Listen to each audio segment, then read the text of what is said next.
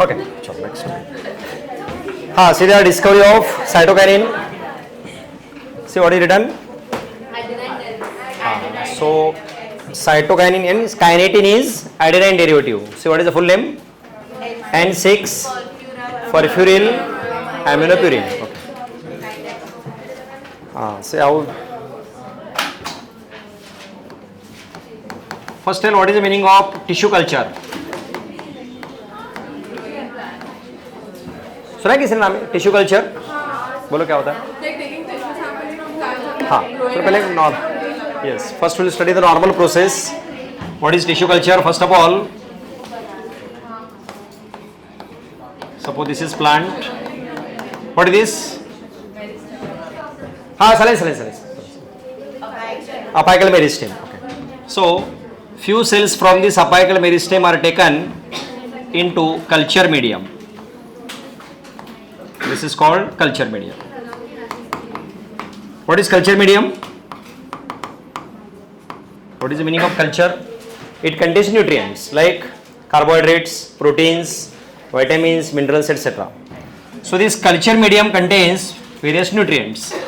So this part of meristem taken inside this culture medium, the part which is taken, it is called as explant. So what is the meaning of explant? Small part of apical meristem taken for tissue culture, it is nothing but called as explant, and it is kept in culture medium.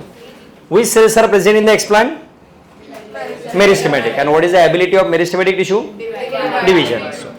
So they divide and redivide to produce mass of cells. It is nothing but called as callus. What is this? Callus. In this callus, two things are added, two hormones are added, that is auxin and cytokinin. When we add these hormones, these cells develop into new plant, that is formation of root and shoot. And then these plants are given to the farmers for cultivation or for further development. कुछ समझा? One second. What is explant? Small part of apical meristem. It is kept in.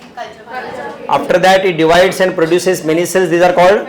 And in that callus, what is added? Auxin and cytokinin. Then what happens? New plant produced. This is nothing but third method. Which are the two methods of plant cultivation? What is first? Seeds are required. And what is second? Vegetative propagation. And this is third one. So it is nothing but called as plant tissue culture. 12th में हमें बहुत detail में पढ़ना है. Just इतना sketch कर दो किधर तो याद रखो. This is culture.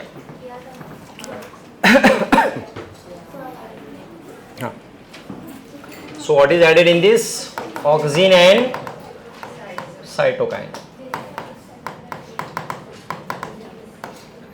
After that, there is formation of new plant.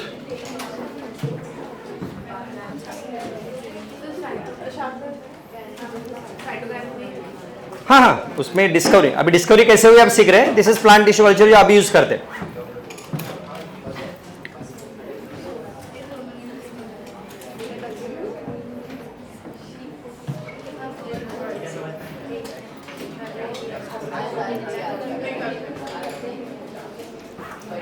This callus is nothing but undifferentiated mass.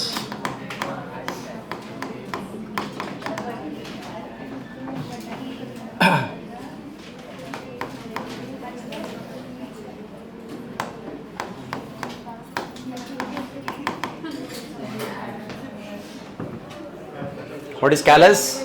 Undifferentiated mass of cells. Not bonsai is different. Bonsai is different thing. Bonsai में हम dwarf बनाते plant को. ये अलग है. ये plant tissue culture means, for example, banana plants are made by this, and they are given to the farmers. Even we can produce sugarcane. But how do they inhibit growth hormone and everything in bonsai? Bonsai I think application of abscisic acid वगैरह, वो growth inhibitor है ना, उससे करते हैं. ये अभी की मेथड है ना, ऐसे करते प्लांट टिश्यू कल्चर. डिस्कवरी कैसे हुई देखते हैं. ये समझा सबको? किसी को डाउट है? ये समझा सबको? दिस इज कॉल्ड एज कौन सा मेथड है? Tissue culture. कहाँ हेल्पफुल हो सकता है? बना क्यों? उसमें सीड्स नहीं होते। और मैंने बताया था लास्ट टाइम वेजिटेटिव प्रोपगेशन कैसे होता है बनाना में, याद है क्या? हाँ, तो अगर ये स्टेम है तो इसके साइड से क्या निकलते हैं, तो फार्मर्स इसको कट करते ऐसे लगाते हैं। तो व्हाट वाज द प्रॉब्लम, ये पूरा डिगिंग करना है, सेपरेट करना है और अप्लाई करना है सॉइल में, तो इससे हेक्टिक प्रोसेस है। This is best method. अगर हम थोड़े भी सेल्स लेते हैं, we can produce thousands of plants in the test tube. या बड़े ऐसे वेसल्स में हम क्या कर सकते हैं, थाउजेंड्स ऑफ प्लांट बना सकते हैं by removing only short some part of the apical meristem. This is nothing but called as tissue culture. ये समझा सबको? फिर आगे, how was the discovery? Actually नाम सुना है स्कूग एंड मिलर, साइंटिस्ट के नाम सुने?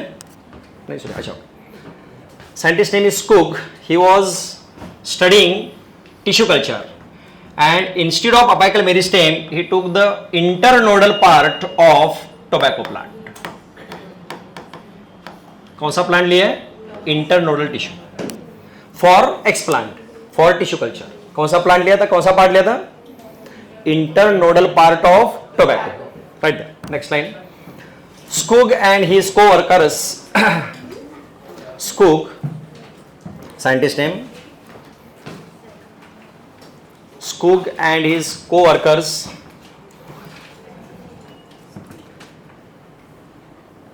experimenting on tissue culture. His co-workers, other scientists, were experimenting on tissue culture.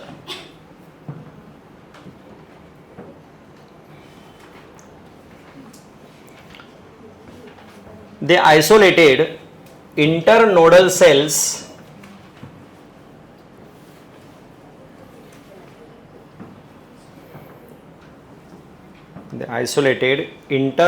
cells of tobacco plant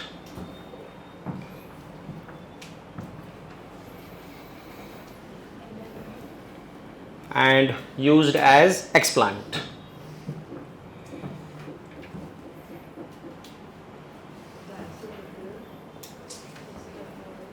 And used as explant. Explant was kept in, कहाँ रखा गया explant को? Culture medium. Yes, explant was kept in culture medium.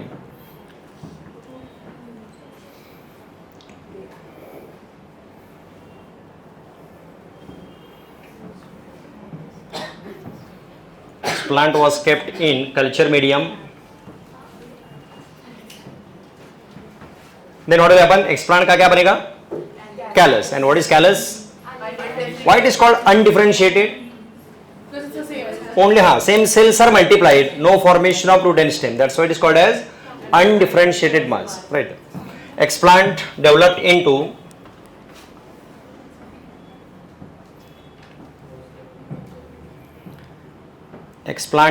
into callus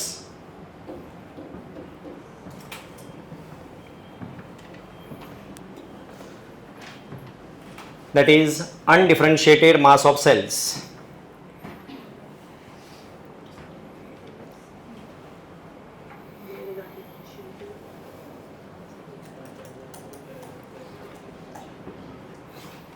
Undifferentiated mass of cells.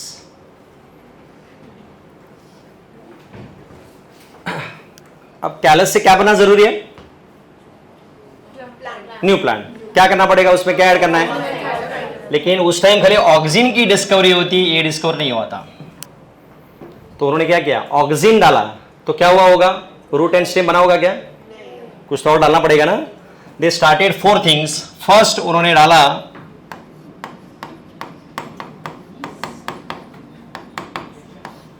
Oxygen के साथ क्या डाला, and then they found out that there was formation of root and stem. तो इससे क्या पता चला होगा? समथिंग है किसके अंदर जो क्या कर रहा है, साइटोकाइनिन जैसे काम कर रहा है। सेकेंड डाला और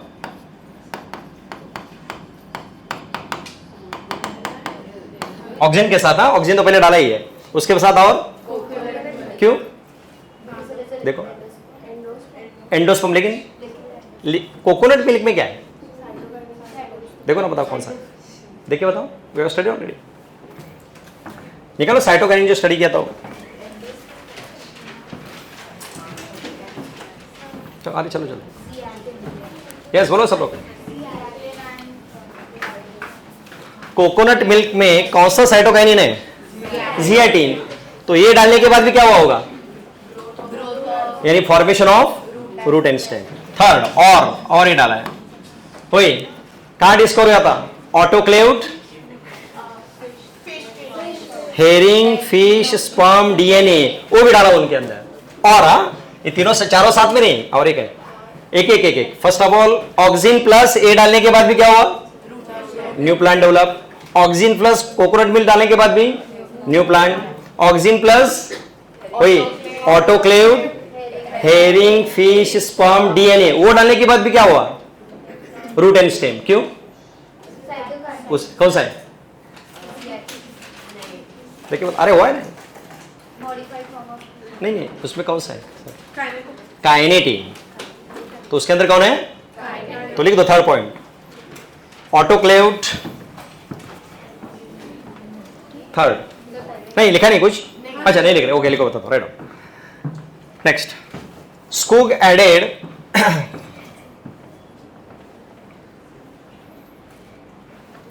auxin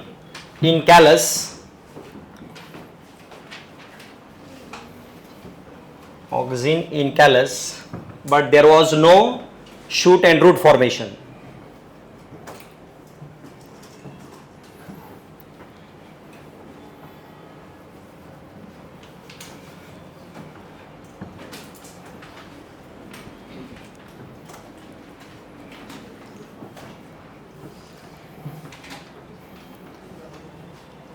Okay, next slide. But when auxin was mixed with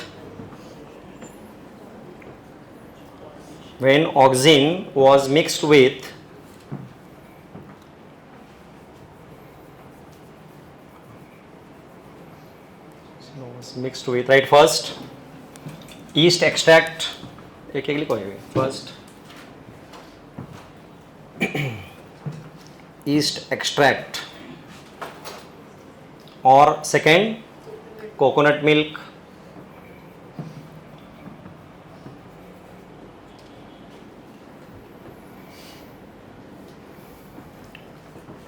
और third autoclaved, herring, fish, sperm, DNA.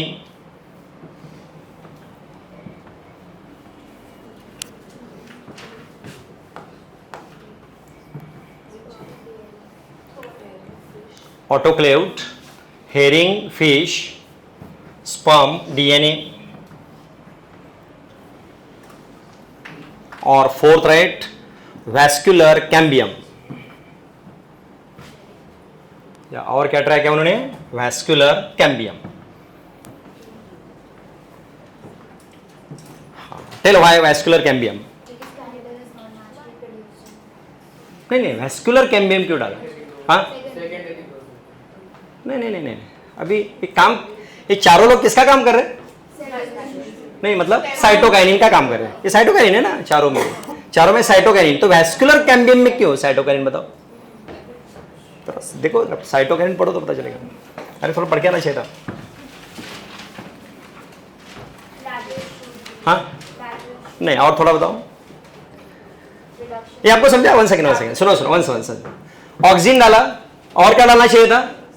उस टाइम तो डिस्कवरी नहीं होती साइटोकाइनिन की, तो उन्होंने फर्स्ट क्या ट्राई किया? ईस्ट। तो उसके अंदर क्या रहेगा? उसके अंदर क्या प्रेजेंट है? इसलिए साइटोकाइनिन है। सेकेंड कौन? उसके अंदर कौन है? कौन सा? जियाटिन। तो क्या हुआ होगा? New plant. Third sperm DNA का ऑटोक्लेव पार्ट, तो उससे काइनेटिन। तो ये सब किसका काम कर रहे हैं? तो फोर्थ वाला कौन है एग्जांपल? वैस्कुलर। तो ये क्यों लिखा है? चलो सोच के और थोड़ा हाँ, साइटोकाइनिन प्रोड्यूस कहां होता है? जहां रैपिड सेल डिवीजन है। और वैस्कुलर कैम्बियम क्या होता है? मेरिस्टेम। और मेरिस्टेम में क्या होता है? Rapid cell division. तो वहां डेफिनेटली कौन रहेगा? साइटोकाइनिन। तो चारों में से कोई एक भी अगर ऐड करते हैं ऑक्सिन के साथ, then callus developed into new plant. तो इससे क्या प्रूव हो गया? Something is there in this four things which functions like cytokinin, and that was the discovery of cytokinin. After that और एक साइंटिस्ट थे मिलर, उन्होंने फिर काइनेटिन डिस्कवर किया है थर्ड पार्ट से। कौन सा थर्ड पार्ट? ऑटोक्लेव। उससे उन्होंने क्या डिस्कवर किया? It was the discovery of cytokine, इसी तरह डेवलप हुआ है। लिखो आगे, फोर्थ पार्ट क्या लिखा? Vascular cambium. हाँ, next side, after adding any one of these substances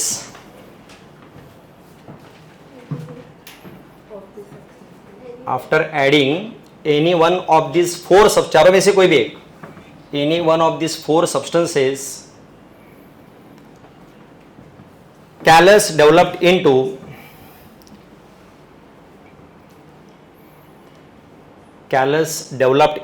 new plant.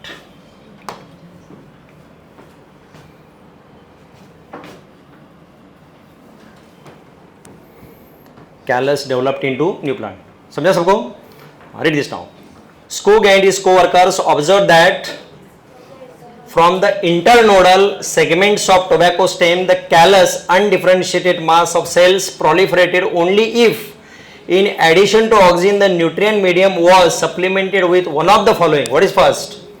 Extract of vascular tissue. Second, or DNA. समझा सबको?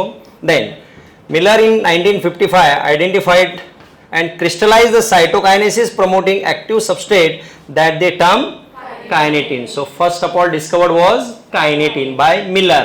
लेकिन इसका बैकग्राउंड किन्होंने तैयार किया था? स्कूग ने। एक्चुअल आइसोलेट किन्होंने किया है? मिलर ने। लेकिन ये बैकग्राउंड जो है एक्सपेरिमेंट वो started by Skoog, right there. Miller in 1955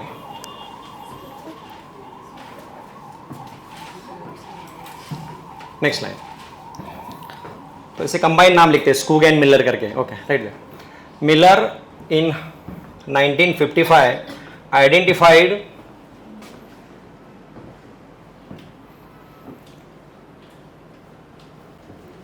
and crystallised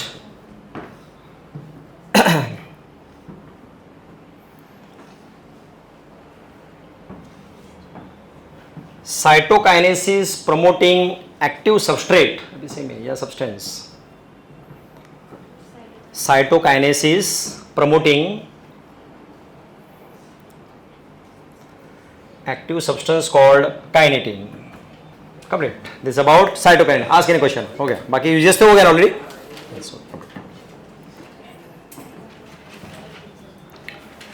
next, what is next? बोलो देखो। इथिलीन, पहले इथिलीन देखो।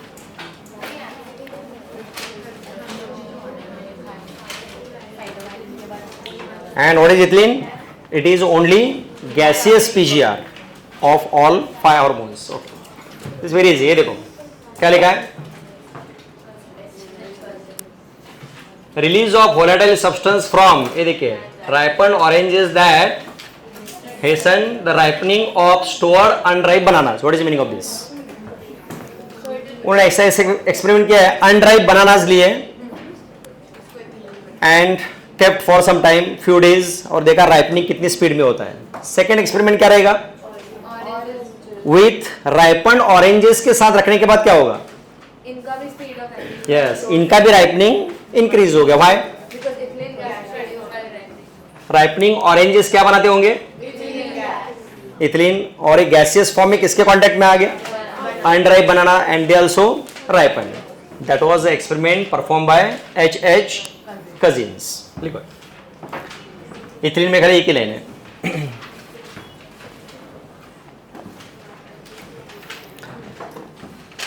इथिलीन में लिखो, right. It was discovered bye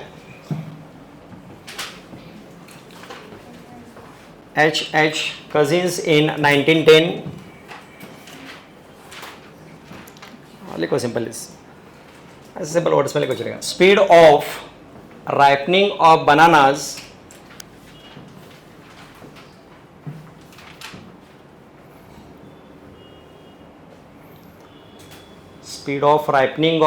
was increased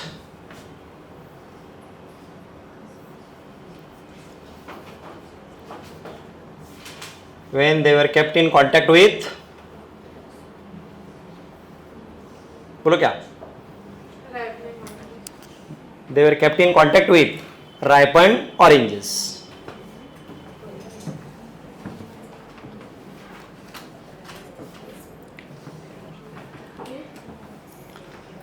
when they were kept in contact with ripened oranges. कुछ समझा experiment? Very simple. चलो next, last one, abscisic acid. देखो interesting, what it is derivative of क्या है? Carotenoids, right. It is derivative of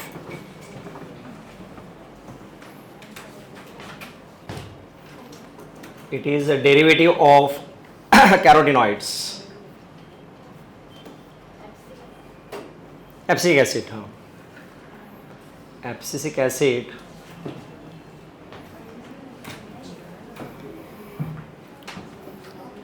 it is derivative of क्या? Carotenoids. अब यहाँ बहुत सिंपल है. देखो मिड 60s में क्या हुआ है? Independent researchers reported that purification and chemical characterization of 3 different kinds of inhibitors like, देखो 3 कौन है? Inhibitor B, abscisin 2 and dormin, they were discovered. लेकिन फाइनली क्या पता चला? All are nothing but abscisic acid. 3 were proved and chemically identical, it was termed as. तो शुरू में 3 डिफरेंट साइंटिस्ट ने 3 डिफरेंट केमिकल्स डिस्कवर किए. कौन से? Inhibitor B, abscisin 2 and dormin. बाद में क्या पता चला? All are nothing but same, right. ये लिखो कौन सा? एब्सिसिक में. In mid 60s. What do you mean all 3 of them are abscisic acid? Is there a नहीं, अभी 3 डिफरेंट जगह एक्सपेरिमेंट चल रहे थे, तो तीनों ने कुछ तो अलग अलग डिस्कवर किया. उनको लगा कि कुछ अलग है. बाद में क्या पता चला? Chemically it is abscisic acid. Same chemical same ही है. 3 डिफरेंट साइंटिस्ट ने स्टडी किया खाली इनको. इन मिड 60s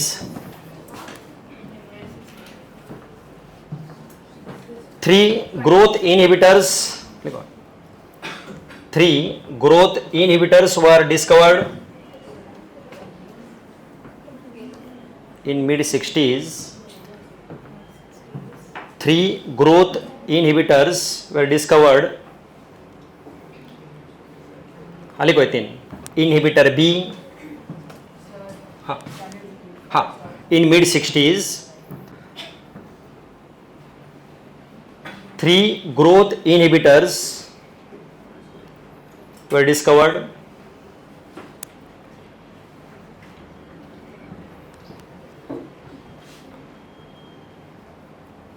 Like, लिखो inhibitor B,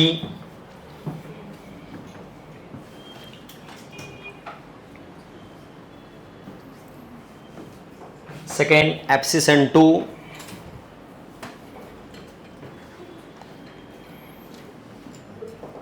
and third dormin.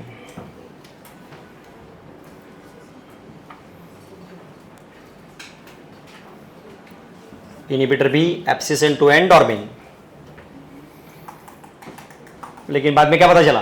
Next slide. All the 3 chemicals, next slide. all the 3 chemicals are same, that is abscisic acid.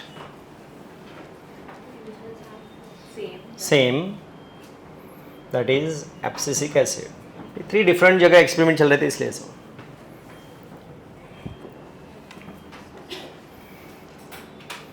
इनके भी scientist के नाम है, आपको नहीं है. स्टेट बोर्ड में एडिकॉट, वेरिंग, ऐसे नाम है. अभी जाने दो. अभी चाहिए क्या?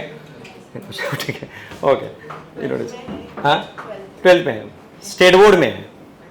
स्टेट बोर्ड में क्या थोड़ा मुझे लगता है बाद में थोड़ा बढ़ेगा और चलेगा ना, क्या इसमें बताएंगे कि स्टेट बोर्ड का भी बुक है अपने पास. स्टेट बोर्ड में बहुत कुछ दिया है और एडिशनल. चलेगा क्या? बाद में देखेंगे. हाँ सर, ठीक है, ओके. ये पहला कंप्लीट कर दें. Okay okay. हिंदी से कंप्लीटेड. PGR.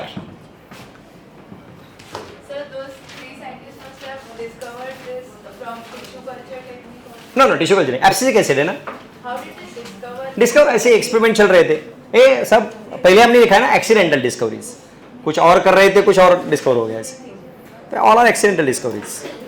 रिसर्च, जैसे अभी इंटरनोडल पार्ट लिया, ये क्यों लिया? तो एज अ रिसर्च. फिर उन्होंने क्या डाला? ऑक्सीजन तो पहले डिस्कवर हुआ था. फिर साइटोकाइनिन मालूम नहीं था, तो क्या क्या उन्होंने एक एक पार्ट डालना शुरू किया. मतलब हमें 4 मालूम है, उन्होंने तो थाउजेंड्स ऑफ डालेंगे कुछ, तो पता नहीं. जैसे एडिसन का एक्सपेरिमेंट है उसी तरह. रैंडम नहीं होता है, रैंडम नहीं रैंडम. हाँ यस यस, वो तो कैसे इंटरेस्टिंग स्टोरी है.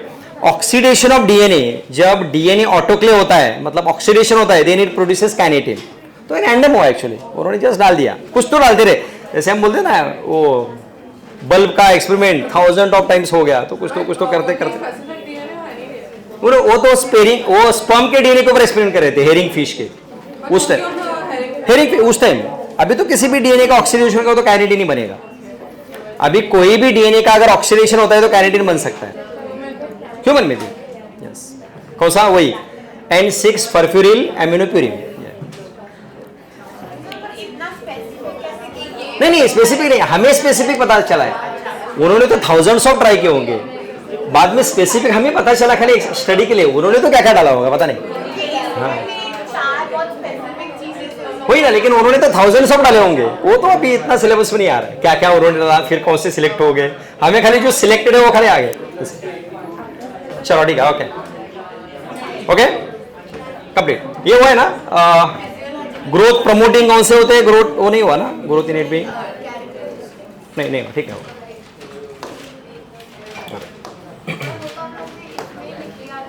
ठीक है हाँ, so what is PGR? And there are two types, कौन से? एक होते हैं growth promoting,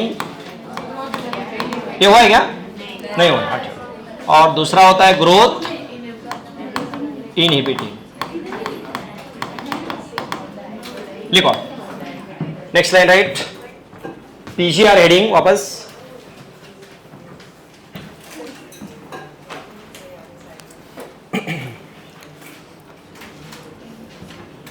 PGR are of two types, growth promoting, growth inhibiting.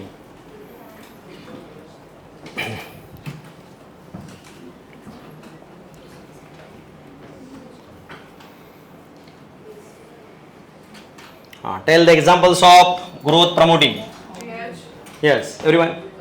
Sorry, PGR, auxin. Second, cytokinin. और इथिलीन का थोड़ा बाद में बताता हूँ। और कौन? Gibberellic acid, gibberellin.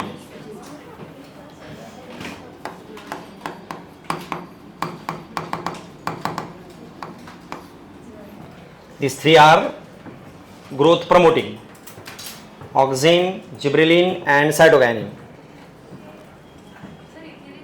इथिलीन बताओ एक इथिलीन की तरफ जा।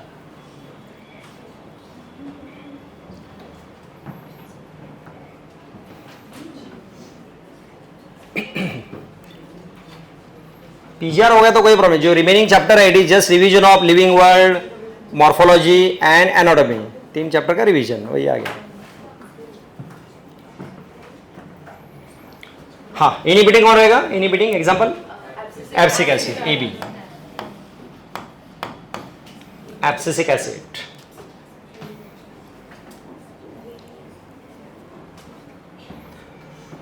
Now see the functions of ethylene. देख लो अभी, read carefully about the functions of ethylene.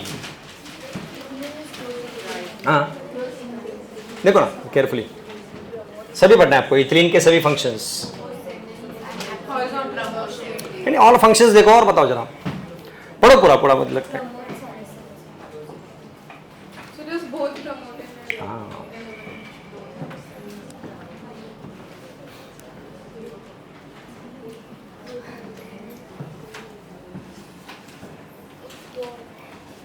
हाँ देखिए केयरफुली, यस बोथ है, कौन? प्रमोटिंग एज वेल एज, लिखो नेक्स्ट लाइन में, इथिलीन इज बोथ, और ethylene having characteristics of both,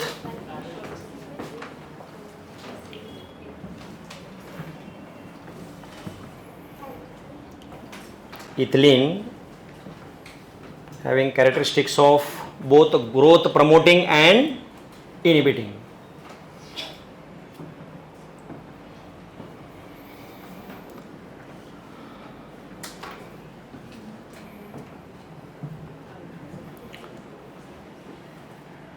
And और एक लिखो आगे, but mainly it is considered as inhibiting. Mainly इसको क्या कंसिडर करते हैं? इनहिबिटिंग।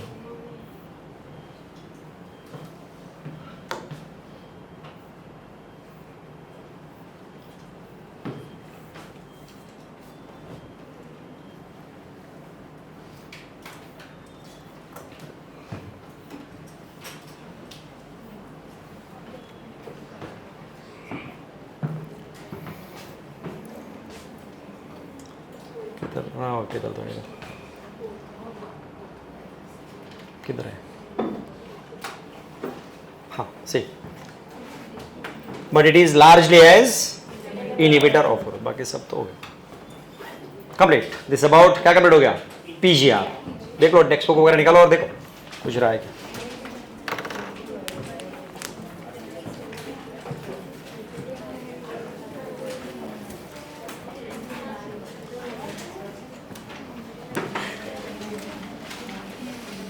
न्यूरल हो गया शुरू, न्यूरल चैप्टर.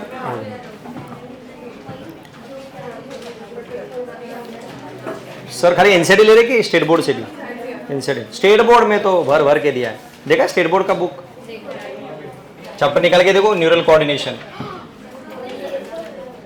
न्यूरल देखा चैप्टर आपने, न्यूरल कोऑर्डिनेशन इसमें स्टेट बोर्ड में नहीं देखा ना.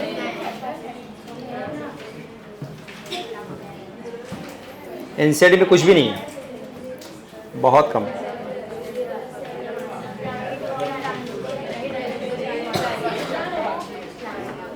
चलो पीजीआर में डाउट है ना, पीजीआर हुआ तो ऑलमोस्ट चैप्टर पे कुछ रहा नहीं अभी, बहुत सिंपल. हाँ मुझे लगता है read this first paragraph carefully and tell the meaning. बहुत इजी, जनरल है टोटल. ये देखो पहले क्या लिखा है, चैप्टर 5.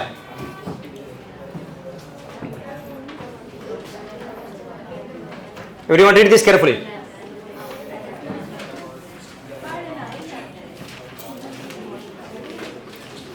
टेक्स्ट बुक निकाल सकते हैं आप लोग, टेक्स्ट बुक देखो.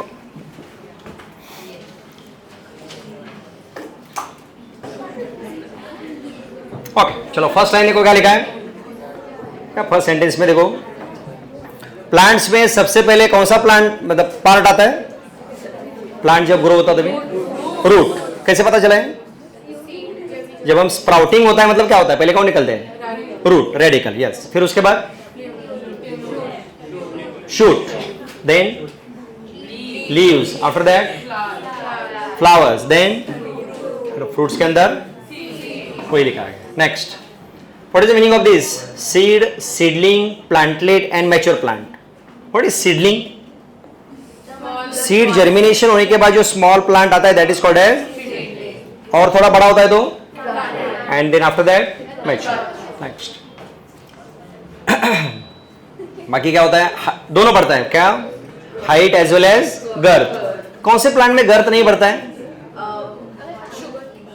हाँ मतलब बोलते चलो, कौन से प्लांट में गर्थ नहीं बढ़ता है, मोनोकॉट्स. तो किसमें खाली गर्थ बढ़ता है, डाइकॉट, एंजियोस्पर्म्स एंड जिम्नोस्पर्म. इनमें खाली क्या होता है, गर्थ. वाई, वैस्कुलर कैम्बियम खाली इनमें होता है, बाकी किसी प्लांट में क्या नहीं होता, मतलब किसमें नहीं है, और कौन रहेगा, टेरिडोफाइट्स. इनमें क्या नहीं होता, no vascular cambium. That's what. Next याद रहेगा ना सबको. हाँ, leaves, flowers and fruits of the same tree not only have limited dimensions but also appear and fall periodically and some time. ये समझा, इसका मतलब क्या रहेगा. सबसे पहले अनलिमिटेड ग्रोथ कौन से पार्ट में होती है प्लांट के, कंटिन्यूअस ग्रोथ कहां होती है, मेरिस्टेम, अपाइकल मेरिस्टेम, जो कहां प्रेजेंट है, लैटरल मेरिस्टेम और इंटरकैलरी. नाम सुना है ना. तो किसमें लिमिटेड ग्रोथ है, प्लांट में, इंटरकैलरी तो मेरिस्टेम है. लिमिटेड ग्रोथ किसमें, limited growth leaves, flowers and fruits, इनमें लिमिटेड ग्रोथ है, मतलब पर्टिकुलर साइज के बाद वो बढ़ेंगे नहीं. लेकिन बाकी शूट, रूट, जो अपाइकल मेरिस्टेम वो कंटिन्यूअस ग्रो होता है, वही लिखा है. Next, even they also appear and fall periodically and some time repeatedly. Means what, जो क्या बोलते हैं डेसिडियस प्लांट, मतलब क्या है, what is deciduous, leaf fall जिनमें होता है. जो अपने सह्याद्री में जो प्लांट मिलते हैं वो क्या होते हैं, मतलब समर सीजन में all leaf fall is there, abscission होता है. लेकिन अगेन क्या होगा, जैसे ही रेनी सीजन शुरू होता है अगेन रीअपीयर होता है. That is written. Next, why does vegetative phase precede flowering in plant. ये बताओ इसका मीनिंग, व्हाट इज, इसका मतलब क्या रहेगा. कोई भी प्लांट में डायरेक्टली फ्लावर्स नहीं आते, पहले कौन सी फेज है, वेजिटेटिव, मतलब इसमें ग्रोथ होती है. And after that what happens, जैसे ह्यूमन में भी है, एडोलेसेंस पहले एडल्ट बनेंगे, बाद में क्या होगा, गैमेट फॉर्मेशन शुरू होगा, सेम इज देयर। तो शुरू की फेज को हम क्या बोलेंगे, वेजिटेटिव फेज, ग्रोथ फेज, और उसके बाद maturation phase, flowering phase, like that. Next, अरे समझ रहा ना सबको, ऐसा क्यों होता होगा बताओ, व्हाई इट इज, इसकी नीड क्या है। अगर प्लांट में मैच्योर होगा, यानी टिश्यूज मैच्योर होंगे, तभी तो क्या बनेंगे, गैमेट्स बनेंगे। तो मतलब गैमेट्स बनने के लिए हमने सीक्वेंस कौन सी ली थी, पहले रूट बनते हैं, फिर स्टेम बनता है, और फिर लीव्स बनते हैं, और उसके बाद क्या आते हैं, फ्लावर्स आते हैं। तो फ्लावर्स लास्ट में, ये जो लीव्स बनने तक की स्टेज है वो क्या है, वेजिटेटिव फेज है। तो what is the need of vegetative phase, ये सब बनने के लिए। Next, all plant organs are made up of variety of tissues, any relationship between the structure of cell, tissue, organ and the function they perform, इसका meaning बताओ। Structure of cell, tissue, organ and the function they perform, इसके लिए example देके बताओ ना।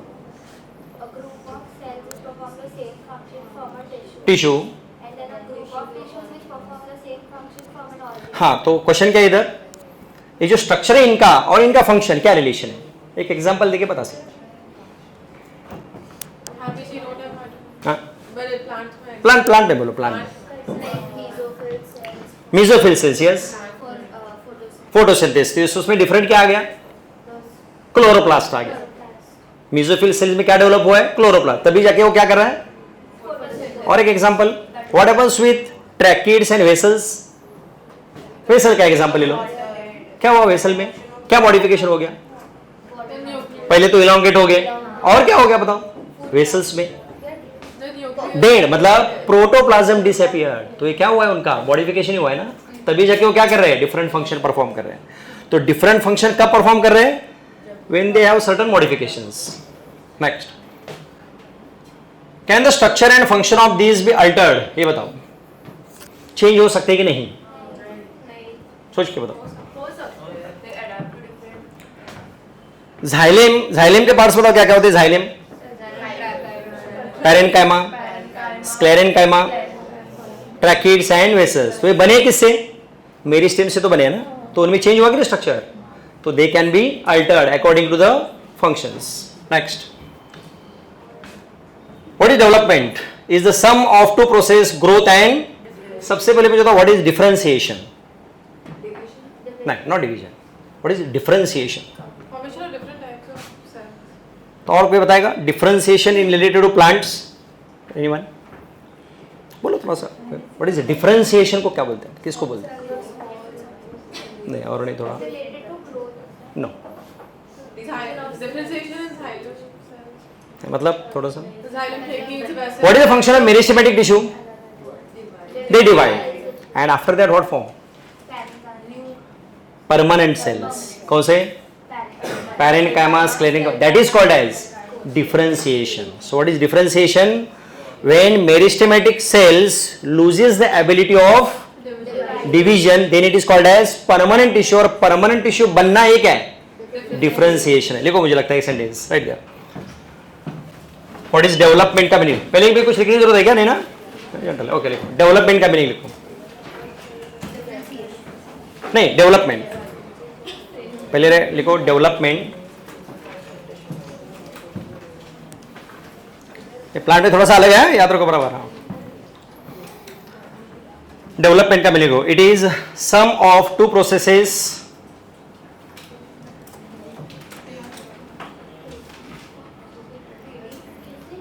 Development, heading लिखो development, just एक definition है, it is sum of two processes, that is growth and differentiation, growth and differentiation, and write the meaning of differentiation, differentiation का meaning लिखो, that is formation of permanent tissues, formation of permanent tissues।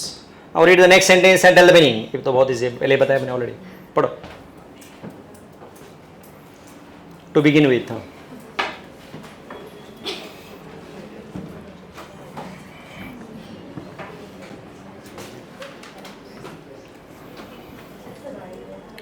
so plant arises from zygote, और आगे क्या लिखा है, precise and highly मतलब क्या? Example हमने और ऊपर लिया था, पहले क्या बनता है? Root, shoot, leaves, flower. Okay, next. During this process भी सेम है. They die. Okay. The first step. So what is the first step in the process of plant growth? Seed germination. लिखो क्या? Next line में. First step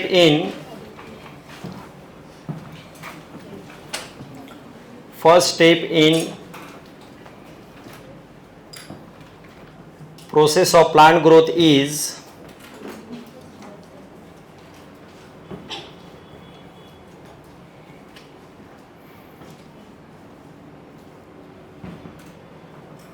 seed germination.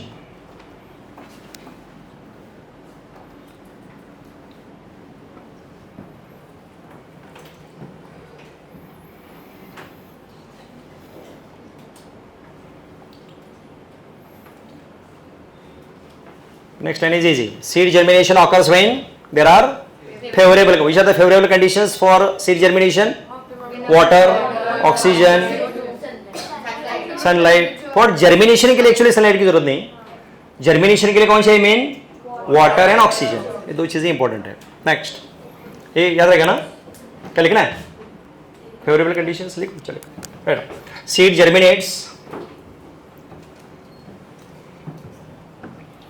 When favourable conditions are present in the environment.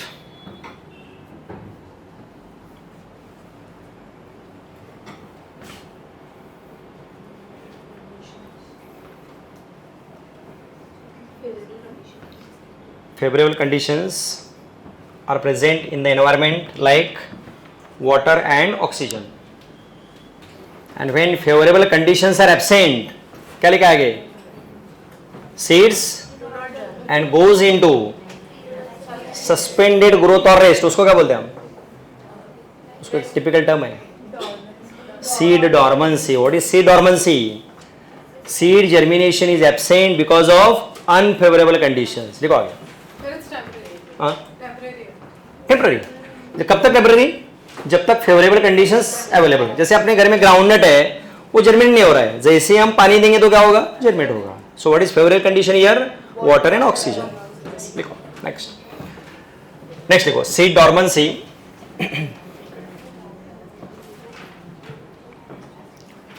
Seed dormancy, उसका meaning लिखो. When favourable conditions are absent. Seed dormancy का meaning. Yes, जैसे एक line लिख रहे हैं. When favourable conditions are absent,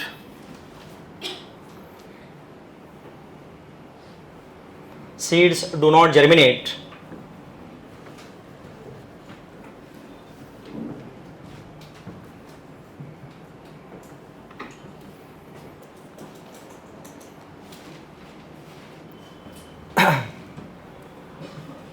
And they show suspended growth or rest.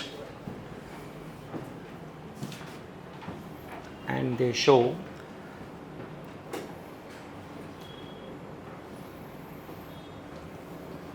suspended growth or rest. It is called seed dormancy. Next देखो आगे क्या लिखा है.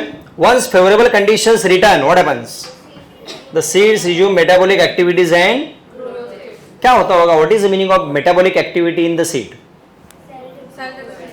नहीं, थोड़ा सा शुरुआत में क्या होगा? सुनो, सीड जर्मिनेट होना है, क्या होगा मेटाबॉलिक एक्टिविटी? Energy formation. कैसे होगा बताओ? हाँ, एंडोस्पर्म में कौन सा फूड होता है? Stored food. Example carbohydrates. This carbohydrates are broken down into glucose with the help of enzyme called amylase. तो पहले कौन स्टिमुलेट होगा? Secretion of amylase. क्या करेगा ये?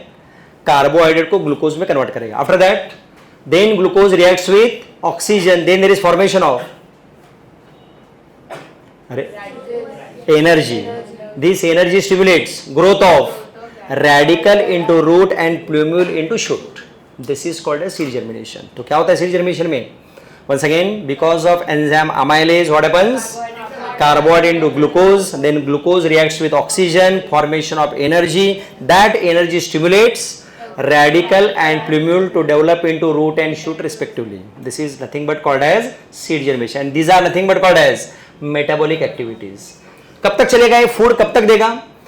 Until there is formation of leaves. Once leaves are formed, then naturally photosynthesis takes place and they prepare their own food. तो कब तक फूड की जरूरत है? Only up to the formation of leaves. उसके बाद कॉटलीडॉन का रोल खत्म हो गया, एंडोस्पर्म कॉटलीडॉन जो भी है उसका रोल खत्म, अब किसका रोल शुरू हो गया? Photosynthesis and further. समझा सबको? नेक्स्ट याद रहेगा ना मेटाबॉलिक एक्टिविटीज, क्या लिखना है? Can we write the steps of seed germination? हाँ लिखो ना, yes yes right out, steps of seed germination लिख सकते हैं।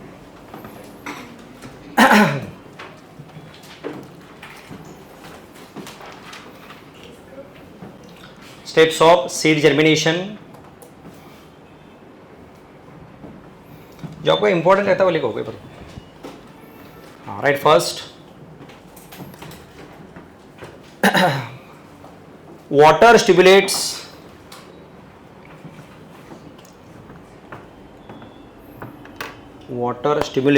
formation of enzyme amylase,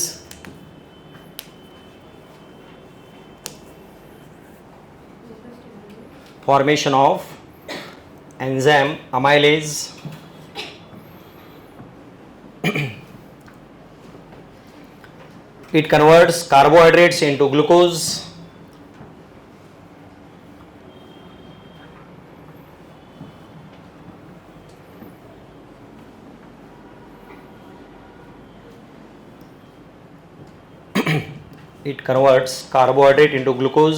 Next, glucose reacts with oxygen. हाँ next step चलो। Glucose reacts with oxygen and forms energy.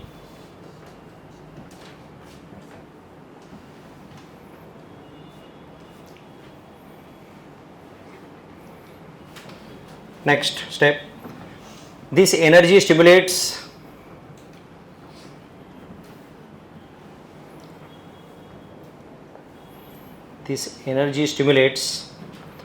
formation of root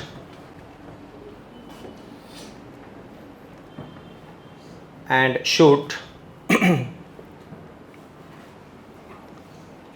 from radicle and plumule respectively.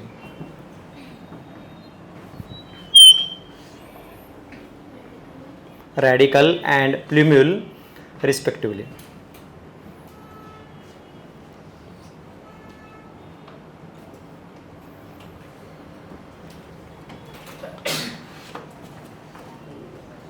तो कौन बताएगा मुझे radical और प्लूम्यूल में कौन से सेल्स होते होंगे? मेरिस्टेम। कौन सा मेरिस्टेम? नहीं, उनको अपाइकल मेरिस्टेम तो बाद में नाम आता है, मालूम है इसका नाम? Primordial meristem. नाम सुने कभी? नहीं सुना। तो उसको क्या बोलते हैं? Why primordial? सबसे शुरू में, that's why it is called. लिखना है तो लिखो, plumule and radical, next line में, plumule and radical contains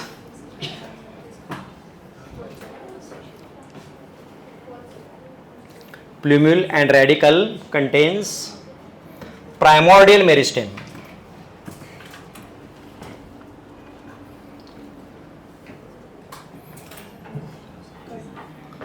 primordial meristem को समझा आपको? तो जब सीड्स है, ड्राई सीड, तो उसमें कौन है? ऑलरेडी सेल्स है, लेकिन वो कैसे है? डॉर्मेंट है। उनको क्या चाहिए? खाली स्टिमुलेशन। कौन दे रहा है स्टिमुलेशन? वाटर। वाटर से क्या हो गया? कार्बोहाइड्रेट से ग्लूकोज, फिर ग्लूकोज से एनर्जी, और एनर्जी इनको स्टिमुलेट करे, किसको? इन सेल्स को, और फिर क्या होता है? रूट एंड शूट बन जाता है। चलो नेक्स्ट। हाँ, some of the factors which, हाँ okay, the factors are both, ये देखो अभी डेवलपमेंट प्रोसेस के लिए कौन से फैक्टर्स लगते हैं? इंटरनल एंड कौन से बताओ? What is external factor required for development in plant? Light, water, CO2, oxygen plant खुद बनाता है। हाँ, तो नेक्स्ट, अब ये चार फैक्टर देखे ना? टेम्परेचर, ये कौन है?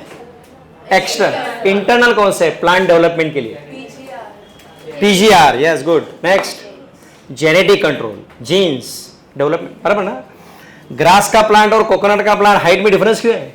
Because of genes. तो कौन है यहाँ इंट्रिंसिक में? Genetic control. लिख दो आगे नेक्स्ट लाइन में, factors affecting, next line, factors affecting development in plant.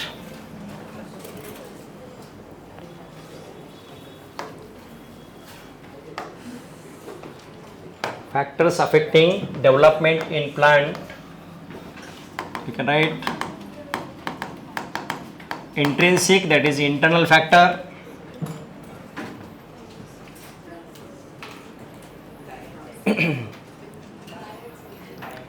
intrinsic, that is internal, and second extrinsic, that is external.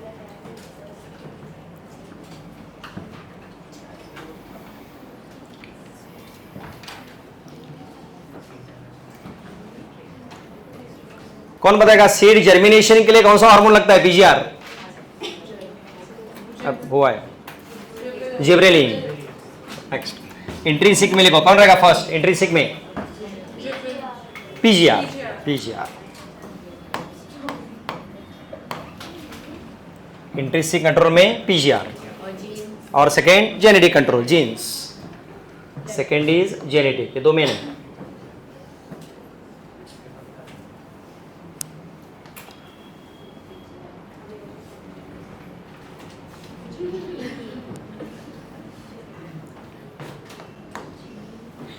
Genetic control.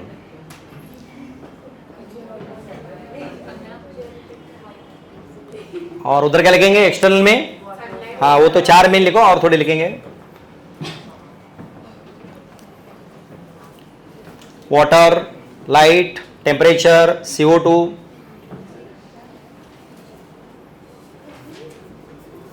External में।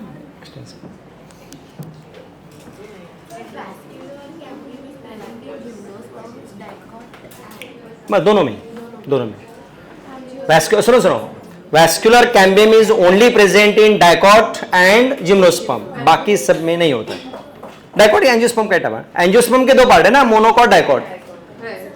नहीं समझा? एंजियोस्पर्म मतलब फ्लावरिंग प्लांट्स, उसके दो टाइप है, कौन? Monocot and. तो किस में होता है? वैस्कुलर, डाइकॉट में। मोनोकॉट में नहीं होता। और कौन सा ग्रुप? जिम्नोस्पर्म। जिम्नोस्पर्म में प्रेजेंट होता है, बाकी सब में नहीं होता। बाकी सब अच्छे कौन? खाली टेरिडोफाइट एंड मोनोकॉट। उनका तो कोई सवाल ही नहीं। क्यों? कौन? अलगे और ब्रायोफाइट, उनमें तो है ही नहीं। Vascular tissue option. चलो कोई बात नहीं। नेक्स्ट यहां लिखो, अभी क्या क्या लिखा बताओ? एक चार फैक्टर लिखे और एक लिखो, कौन? न्यूट्रिएंट्स। न्यूट्रिएंट्स लगते हैं ना प्लांट में? न्यूट्रिएंट्स नहीं समझे?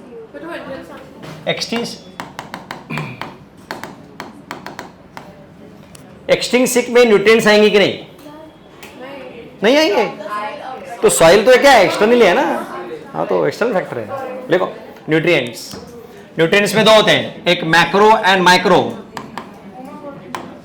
बहुत कुछ है अभी। एक्सटर्नल में और लिखना है न्यूट्रिएंट्स, उसमें दो, मैक्रो एंड माइक्रो। क्या मतलब रहेगा? मैक्रो यस मोर क्वांटिटी में required, and micro less quantity. Yes इसके ऊपर एक पूरा चैप्टर है, अभी वो एनसीईआरटी से गया है, इसमें है स्टेट बोर्ड में। न्यूट्रिएंट के ऊपर एक पूरा चैप्टर है, मतलब प्लांट ग्रोथ के साथ उन्होंने ऐड किया है। तो सिंपल में बताता खाली। माइक्रो में कौन आएगा फिर? ये लोग आते हैं। थोड़े लिखता हूँ, बड़ी लिस्ट है उनकी। क्या लिखा है? NPK मतलब फर्टिलाइजर यार। NPK कौन? नाइट्रोजन। और माइक्रो में बाकी आते हैं कौन? बोरॉन, कॉपर वगैरह वगैरह। ये कौन होते हैं? माइक्रो। बोरॉन है, कॉपर वगैरह है, इवन निकल भी लगता है, ये सब भी लगते हैं। बोरॉन, हाँ बी होता है क्या? सॉरी भूल गया, बी होता है खाली। तो बी हो किसका है? बोरॉन। अच्छा सॉरी, ओके नो प्रॉब्लम, ठीक है बी लिखो। बोरॉन, कॉपर, निकल, BE होता है। बी वो कुछ नहीं ना। सल्फर इसमें आता है, मैक्रो में आता है। मैक्रो में सल्फर, फॉस्फोरस तो लिखा ऑलरेडी, इसमें आता है मैक्रो। ये पूरी लिस्ट है, बाद में देखें सीखने वाले हैं। अभी ये चैप्टर से हाँ मैग्नीज इसमें आता है। ये भी मैक्रो में आता है।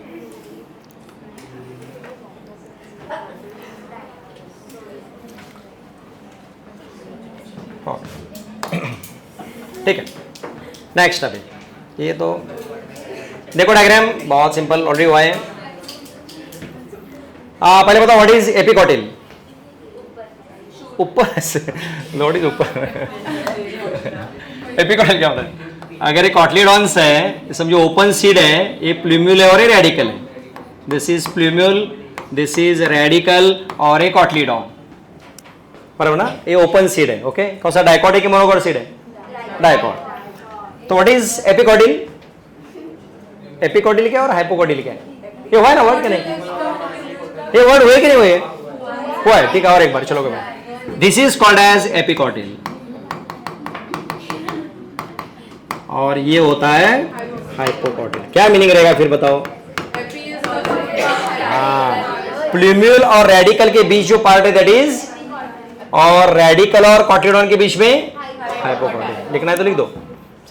सो देखिए डायग्राम में क्या हुआ है। During seed germination what happens? पहले कौन निकल रहा है? हाँ, और रूट। उसके बाद then formation of, this is nothing but called as seedling. यही सीडलिंग है। हो गया? देखिए सिंपल है, इसमें कुछ ज्यादा है नहीं। इसके बाद में फिर शुरू में जो एक छोटा प्लांट में सीडलिंग है, उसके बाद वो प्लांटलेट और फिर मैच होता है। आप इसको यहाँ तक एक्चुअली सीडलिंग है। इसको सीडलिंग है पूरा, एंड तक आप सीडलिंग ही बोल सकते हैं यहाँ तक, क्योंकि ये इनिशियल प्लांट ही है। हुआ, लेकिन अभी तक उसको प्लांटलेट नहीं कहेंगे। प्लांटलेट और थोड़े बड़े होंगे तो प्लांटलेट। जस्ट एक जनरलाइज टर्म्स है, ऐसा कुछ नहीं। सीडलिंग मतलब शुरू के जो प्लांट सीड जर्मिनेशन के बाद, उसके बाद जो हम लगाएंगे तो फिर बढ़ते प्लांटलेट, फिर मैच्योर प्लांट। ऐसे रैंडम टर्म है। ठीक है, अभी नेक्स्ट हेडिंग राइट, ग्रोथ। ये तो हाँ यस, प्लांटलेट में नहीं प्लांटलेट तक नहीं रहेगा, खाली सीडलिंग तक बोल सकते हैं हम। उसके बाद वो टर्म कैंसिल हो जाती है, फिर वो रूट आउट शूट डायरेक्टली बोलते हैं। यहाँ तक हमें सीडलिंग तक बोल सकते हैं खाली, उसके बाद ये रहेगी नहीं टर्म हाइपोकोटिल। ग्रोथ ये तो बहुत इजी, लिविंग वर्ड वाला है। बता व्हाट इज ग्रोथ? हाँ, एंड सबसे important, it is irreversible and permanent increase in the organ और its parts even in individual cell, that is nothing but called as, ये देखो लिखा है किधर है? हाँ, irreversible permanent increase in size of its part और राइट दिस। लिखो डेफिनेशन, ग्रोथ का मीनिंग लिखो। It is irreversible permanent increase. Growth अभी हेडिंग लिखो, growth.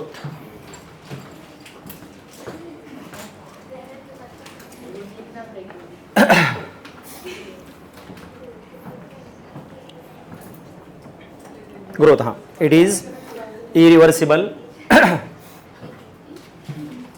Permanent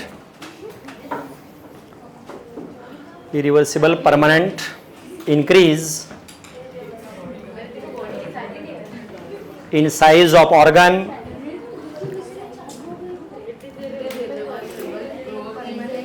in size of an organ or its parts, अभी टेक्स्ट बुक की line है वही उठा रहे, or its part or even in individual cell.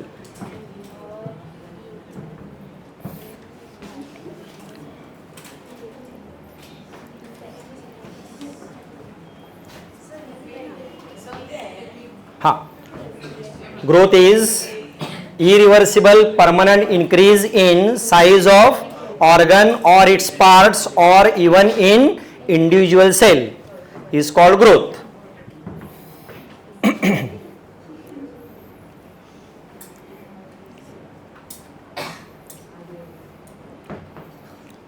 What is first line? It is most fundamental and conspicuous, visible. Okay, next. Then for growth two things are required, both reactions, metabolic, anabolic as well as catabolic, दोनों चाहिए. लिखो growth, text line. Growth requires metabolic processes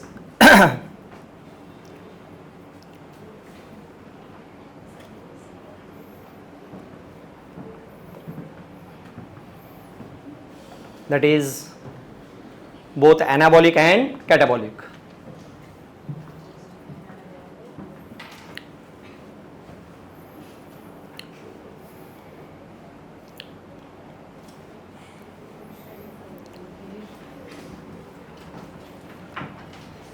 non living growth और living growth में क्या difference है?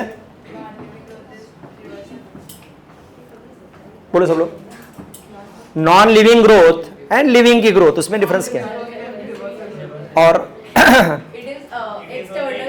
हाँ, external, not cell division. But here what is living growth? Internal. So expansion of leaf is नहीं growth है, but swelling of piece of wood is that means non living growth है. देखो sentence समझा था. Next अभी next heading, plant growth is इंड means unlimited continuous. Right, लिखो heading ये जो पहले बताता वही है सब.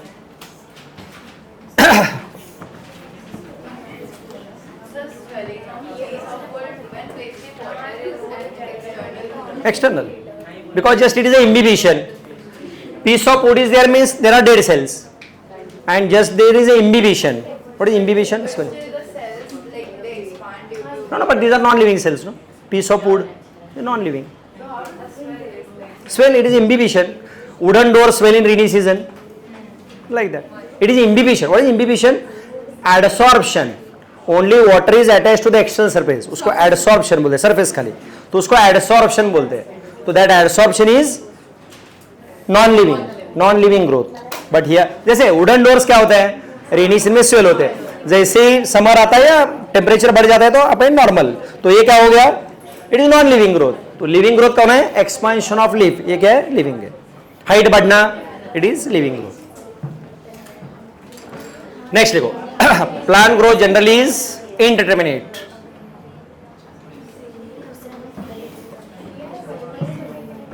सी the first line. Purposefully line wise पढ़ रहे हैं. देखो एक एक पॉइंट कवर होना चाहिए. देखो क्या लिखा है? Plants retain the capacity for unlimited growth throughout the life. Correct or not? Why? Because of meristematic tissue at different locations. लिखो, plant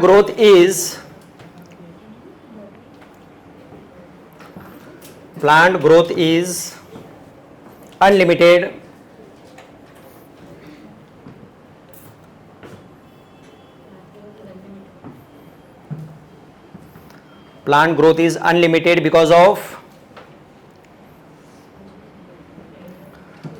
presence of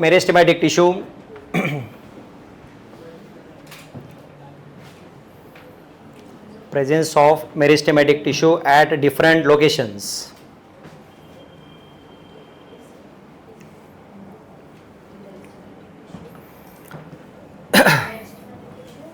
At different locations.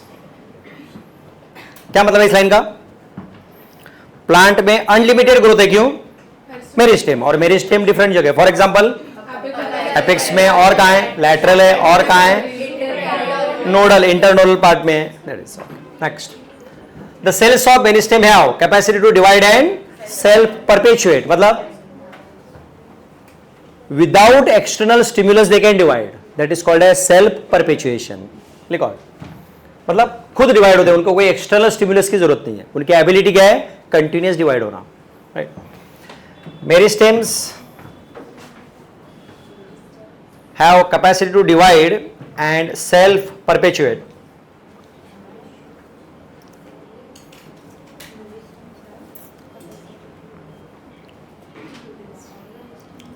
इसका मीनिंग लिखना है तो लिखो, सेल्फ परपेचुएट मत means they can divide without external stimulation. इसका मतलब they can divide without external stimulation.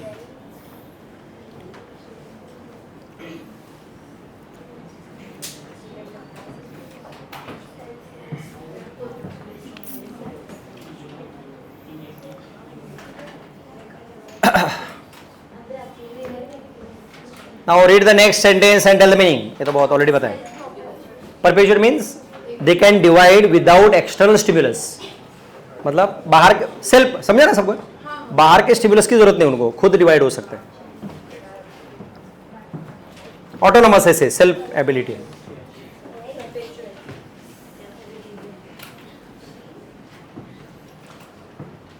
Read the next sentence and tell the meaning. Already studied. देखो क्या लिखा. Yes, हाँ, correct. They lose the capacity to divide and form plant body, means they form permanent tissue. Right there. Next time. When meristematic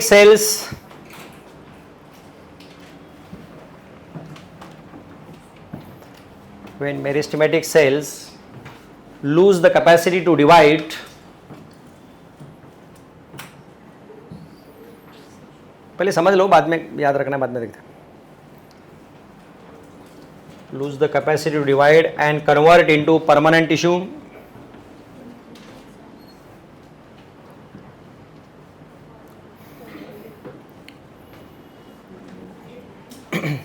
and convert into permanent tissue and then it forms plant body. मतलब plant body बनने के लिए कौन चाहिए? Permanent tissue. जो कहां से बनती है? मेरिस्टेम से, क्योंकि मेरिस्टेम के सेल्स क्या होते हैं? डिवीजन स्टॉप हो जाता है. नेक्स्ट, अब देखो इंटरेस्टिंग क्या लिखा है. ये वर्ड है open form of growth. Very simple see. New cells are always being added to the plant body by the activity of, it is called as open form of growth. मतलब meristem continuously cell add कर रहा है, that is called as open form. लिखो आगे, next line में लिखो open form of growth. इसी को जो हमने सीखा वही इसको बोलते हैं.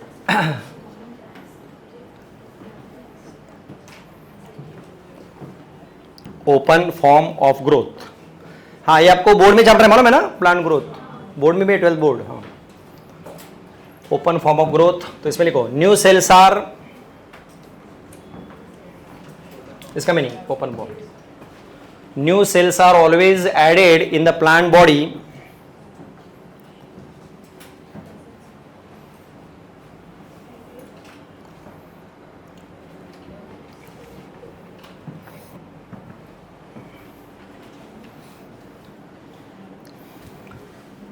new cells are always added in the plant body by activity of meristematic tissue.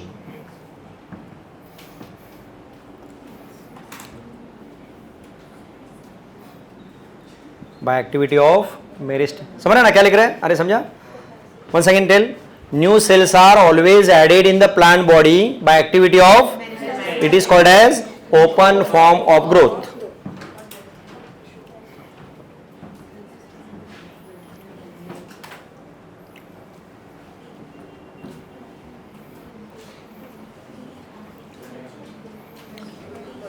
Now read the next question पूछा उन्होंने और बताओ आंसर इसका. There would be no growth. Yes, अगर यहाँ मेरिस्टेम में आप लोग एग्जांपल ले लो, अपाइकल मेरिस्टेम, क्या होगा? Will not grow, no growth. Okay, second बोलो. इसका आंसर थोड़ा डिफरेंट एंगल से सोचना है. ऐसा होता है कि नहीं होता है? होता है. कभी बताओ. काट दिया तो नेचुरली. हाँ, तो उसमें क्या होता है? स्टॉप होते हैं टेम्पररीली. परमानेंट स्टॉप कब होता है, कौन बताएगा? अब बताओ मुझे. लीव्स और फ्लावर्स बनते किससे? लीव्स और फ्लावर्स बनते किससे? मेरिस्टेम से तो बनते हैं ना. तो लेकिन लीफ और फ्लावर में क्या हो गया? मेरिस्टेम एक्टिविटी स्टॉप हो गई. तो ये स्टॉप कब होती है? लीव्स और फ्लावर्स में. अदरवाइज अपाइकल मेरिस्टेम अगर स्टॉप हो गया तो नो ग्रोथ. तो इसका ब्रैकेट में लिखना तो लिख सकते हैं. If it ceases to divide then no growth, और does this ever happen, that is formation of leaves and flowers. ऐसे लिख दो दोनों का आंसर. फर्स्ट क्वेश्चन का आंसर है, How does it cease to divide? मतलब, हाँ वही परमानेंट बन गया ना. अच्छा, okay. हाँ, वो परमानेंट बन गया. यस, लिखो इसमें. इसका answer ceases to divide then there will not be any growth in the plant. And does this ever happen is concerned during formation of leaves, flowers, etc. पहले चैप्टर समझते हैं, फिर एग्जाम में कैसे है वो बाद में देखेंगे, पहले समझ तो ले क्या लिखा है इधर. चलो नेक्स्ट पहले. अगेन नेक्स्ट टाइप हेडिंग लिखो, टाइप्स ऑफ ग्रोथ. अब यहाँ दो टाइप ऐसे कर देंगे हम, प्राइमरी एंड सेकेंडरी. लिखो types of growth, primary, secondary. अब ये थोड़ा एनाटॉमी चैप्टर से related.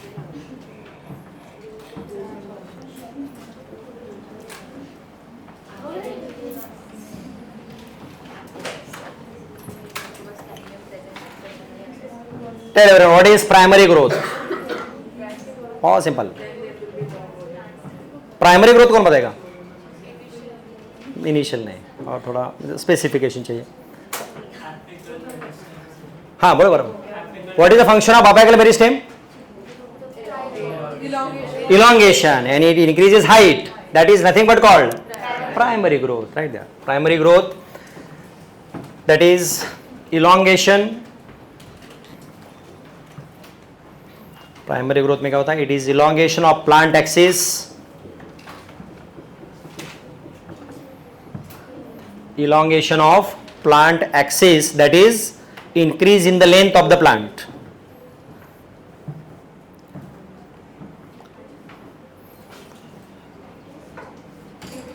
Increase in the length of plant.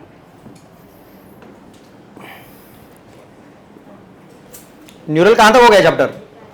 अभी अच्छा, अभी एक ओके ओके. इम्पल्स वगैरह, हाँ नर इम्पल्स वगैरह. चलो ठीक. प्राइमरी ग्रोथ क्या लिखा once again? Elongation, and it is due to activity of apical meristem. Right, it is due to activity of apical meristem. Primary, हाँ इसमें लिखो प्राइमरी में it is due to activity of apical meristem. यानी कौन सा अपिकल? Root apical and shoot apical. Yes,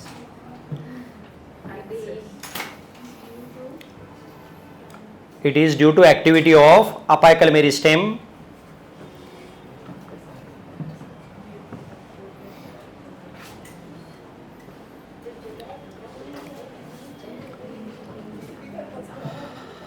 next कौन है? सेकेंडरी. कौन बताएगा what is secondary growth? Lateral, यानी increase in girth, diameter. Right,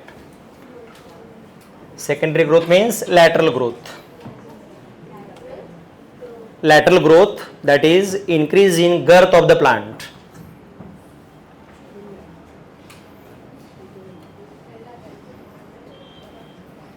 It is lateral. हाँ बोलो, अरे बोलो बोलो. हाँ क्या क्या?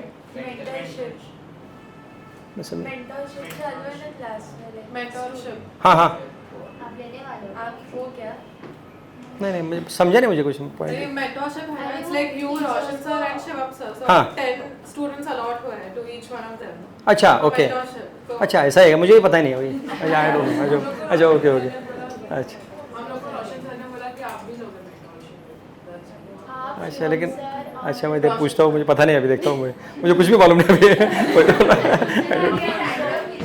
अच्छा हाँ नहीं मुझे कुछ भी मालूम नहीं, इसलिए ठीक है भाई, चेक करता हूँ क्या क्या है.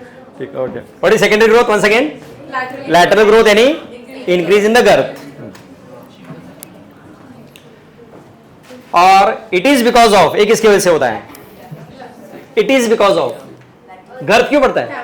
Yes, it is because of cambium, यानी लिख दो it is because of activity of cambium. लिखो it is due to activity of cambium.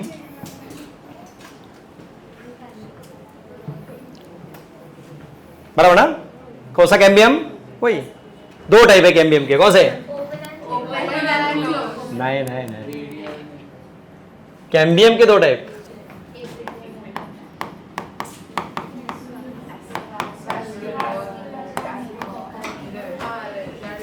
What is vascular cambium? याद है कुछ हुआ कि नहीं? नहीं हुआ है. वैस्कुलर बंडल्स में जो होता है, एक मिनट रुको रुको. What is open or what is closed? Open is cambium. Cambium. तो वही कैम्बियम कौन सा होता है? वो कैम्बियम कहाँ होता है किसके बीच में? Xylem and phloem. अरे उसी का नाम क्या है? And what is cork? Is bark. जो बार्क में होता है वो कौन है? Cork cambium. तो लैटरल गर्थ किसकी वजह से बढ़ रहा है? Vascular cambium, cork cambium. लिख दो. हाँ, लेकिन वो डेड सेल्स बने किससे? ये कैम्बियम से तो बने ना. चलो लिखो आगे. कैम्बियम दो टाइप के होते हैं, लैटरल वाले. हाँ, ये वाले इसके लिए जो रिस्पॉन्सिबल है वो वैस्कुलर एंड कॉर्क कैम्बियम.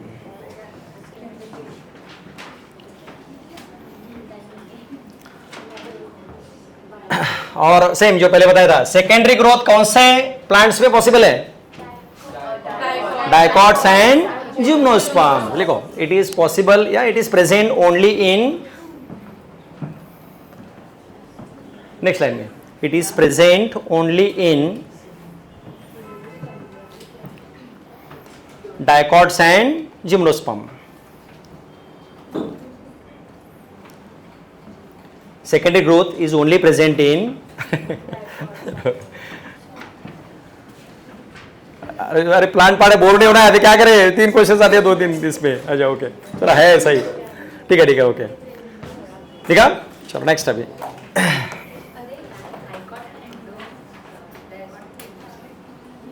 ए देखो, अभी सेम इज रिटर्न.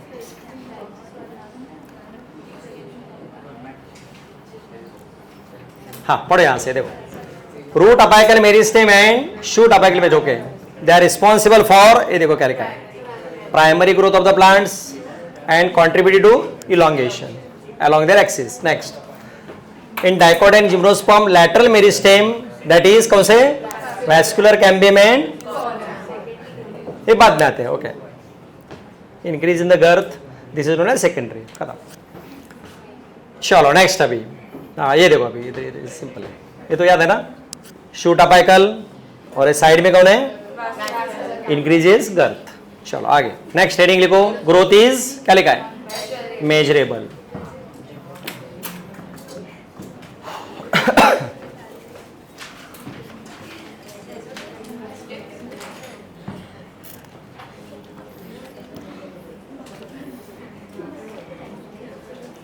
मतलब ग्रोथ हम मेजर कर सकते कि नहीं? ऐसा नो. यस, हाइट बढ़ काउंट मेजर कर सकते कोई. अरे क्या कुछ अलग नहीं है सेम. हाँ नहीं, ग्रोथ इज मेजरेबल. देखो कैसे. देखो फर्स्ट लाइन क्या लिखा है, see carefully. At cellular level it is nothing but protoplasm and we cannot count protoplasm directly. It is difficult to measure protoplasm. Correct. तो प्रोटोप्लाज्म हम मेजरिंग नहीं कर सकते. उससे रिलेटेड कौन से कैरेक्टर्स है? साइज, हाइट वगैरह वगैरह, ये तो काउंट कर सकते हैं ना. मतलब हम डायरेक्टली प्रोटोप्लाज्म नहीं काउंट कर सकते. We can calculate height, volume, area like that. लिखो फिर. Next, at cellular level, at cellular level, पहले ये लिखा ना हेडिंग, ग्रोथ इज मेजरेबल लिखा ना, तो उसके नीचे लिखो at cellular level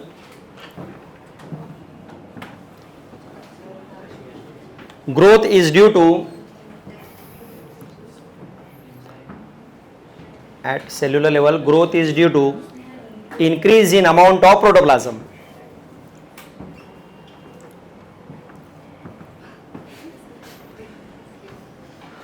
Increase in amount of protoplasm.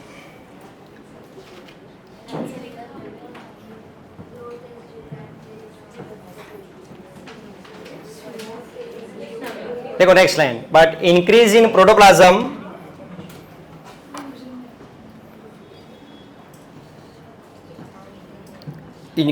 protoplasm is difficult to measure directly.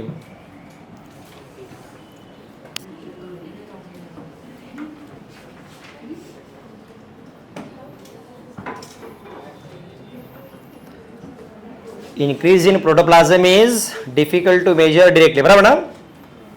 Then we आगे लिखो. Then we take other parameters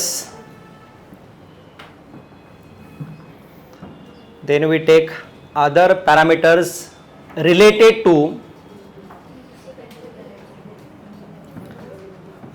to increase in protoplasm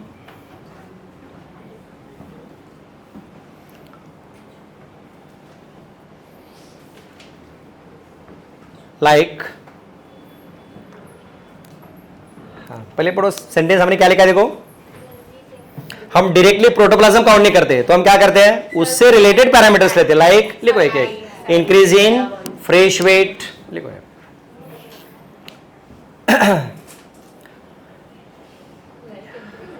increase in क्या है इसको सभी लिखना है, फ्रेश वेट, ड्राई वेट, फिर उसके बाद length, area, volume, cell number etcetera.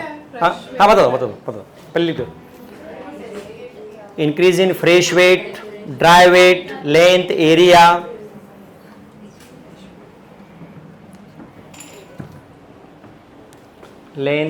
Volume and cell number. तो क्या मतलब है इसका, what is the meaning overall, growth होती है प्लांट की मतलब क्या होता है, प्रोटोप्लाज्म बढ़ता है, राइट, प्रोटोप्लाज्म बना हुआ है ना, अरे सेल बढ़ती है मतलब कौन बढ़ता है, तो डायरेक्टली हम क्या काउंट नहीं कर सकते, तो उससे रिलेटेड पैरामीटर्स कौन से, लेंथ, एरिया वगैरह वगैरह काउंट करते हैं। सो बताओ व्हाट इज ड्राई वेट, कहां बढ़ गया है ड्राई वेट, कहां सीखा आपने, कौन से चैप्टर में, biomolecule. What is dry weight बताओ, सुखाते हैं, ड्राई होने के बाद जो रहता है वो क्या है, तो ये मोस्टली बताओ ड्राई वेट कहां कंसीडर करते होंगे ज्यादा, समझो कोई एक्वेटिक प्लांट है तो उसमें ज्यादा क्वांटिटी में कौन रहेगा, वाटर, तो अगर हमें क्या लगेगा वाटर की ग्रोथ है तो उसको हम इवेपोरेट करेंगे, ड्राई करेंगे तो क्या पता चलेगा हमें, ड्राई वेट। तो मोस्टली कौन से प्लांट में, एक्वेटिक प्लांट की अगर ग्रोथ काउंट करना है क्योंकि वाटर एक्यूमुलेट ज्यादा होता है तो उसमें हम बेटर फैक्टर कौन सा है यहाँ, dry weight, because without water, like that. समझा ना सबको,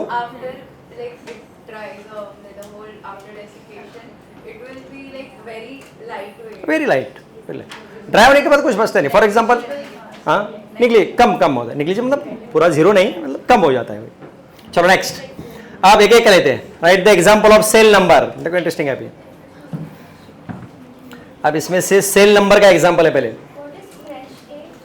fresh means as it is, मतलब नेचुरली प्लांट हमने लिया है, for example leaf, fresh leaf लिया है that is fresh weight, leaf को ड्राई किया then it is dry weight, ऐसे फ्रेश वेट समझा ना, डायरेक्टली प्लांट से जो लेते हो। वो हर्बेरियम मतलब हर्बेरियम बनाते हैं, व्हाट इज हर्बेरियम, आपको नहीं था क्या, आप लोग ऐसे वो पीपल का पत्ता वगैरह रखते हैं ना तो प्रिजर्व करके रखते हैं, वो क्या है, हर्बेरियम हो गया, यही हर्बेरियम, नहीं मालूम आपको हर्बेरियम, अच्छा ओमिट हो गया शायद, पहले था ऐसे जर्नल्स में था, किसी प्लांट के रूट ड्राई करके वहां रखना है, किसी का स्टेम, किसी का लीफ ड्राई करके अंदर रखना है, that is called herbarium.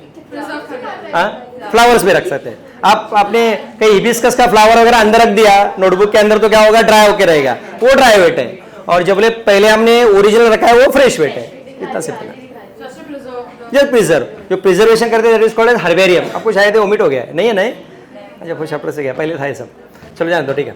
Next come to the point, cell number का एग्जांपल देखो इंटरेस्टिंग क्या लिखा है, root apical meristem of maize, one cell can produce, ये देखो 17,500 cells per hour, this is a tremendous increase.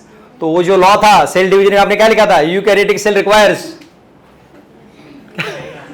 कितना स्पीड होता है यूकैरियोटिक सेल, 20, इधर क्या है पर आवर, तो कितना स्पीड है देखो, तो आई थिंक मुझे लगता है पर सेकेंड में नियर अबाउट 3 to 5 या 5 to 7 सेल्स बनते हैं पर सेकेंड, इतना स्पीड होता है डिवीजन किसका,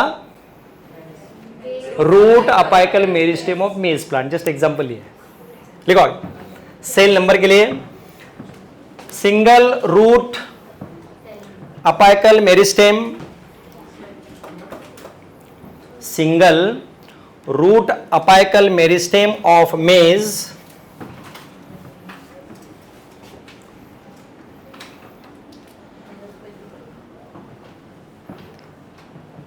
can produce more than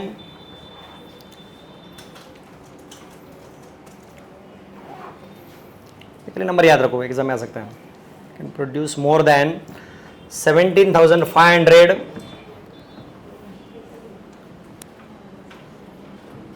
new cells per our.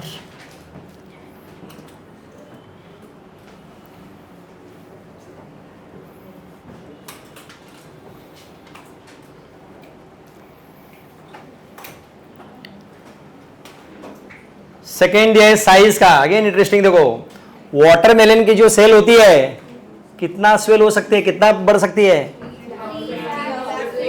अब यहां किसका इंपॉर्टेंट ज्यादा है, नहीं तो पूरा वो वेट किसका रहेगा, वाटर का ही तो रहेगा। तो इस कंडीशन में एक्चुअल ग्रोथ देखने के लिए हमें क्या देखना पड़ेगा, ड्राई वेट, इसका फायदा है। लिखो सेकेंड, अभी साइज ऑफ सेल का एग्जांपल, क्या size,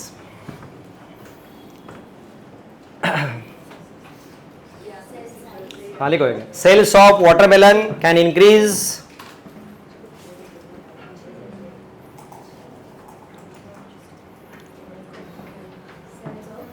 cells of watermelon can increase up to 3,50,000 times। मतलब वाटरमेलन खाते मतलब पूरा पानी है, बाकी कुछ है नहीं।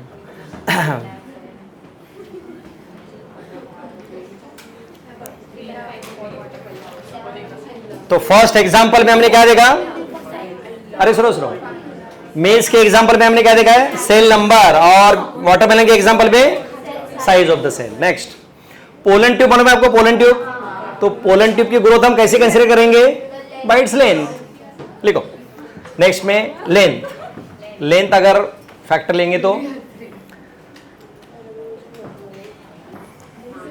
लेंथ में लिखो example, that is length of pollen tube, length का example that is length of pollen tube, या increase in the length of pollen tube, ऐसे लिखो चले।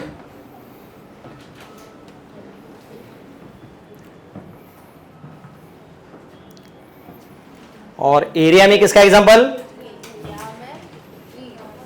Area of dorsiventral leaf, लिखो सरफेस एरिया में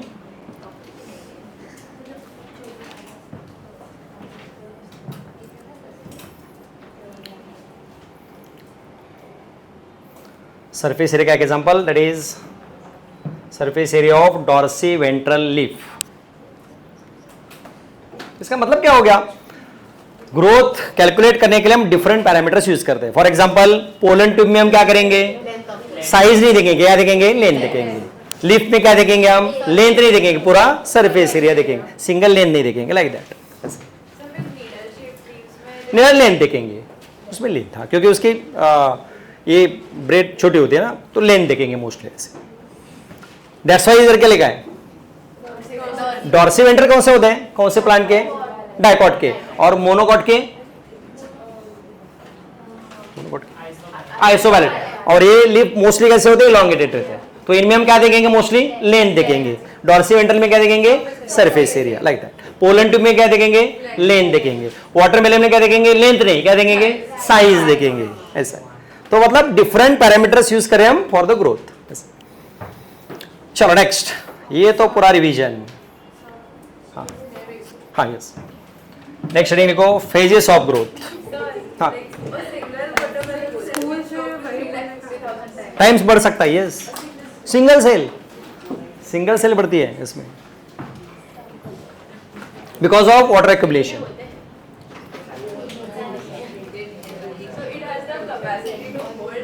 hold that much water, yes. तो watermelon मतलब क्या है, सेल्स है जिनके अंदर वाटर भरा हुआ है, इतना वाटर है खाली, तो वाटर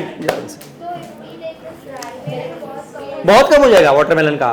ड्राई वेट 350 टाइम्स कम हो जाएगा सेल की साइज, 3,50,000 ऐसे कम हो जाएगी, क्योंकि वाटर इवेपोरेट हो गया ना।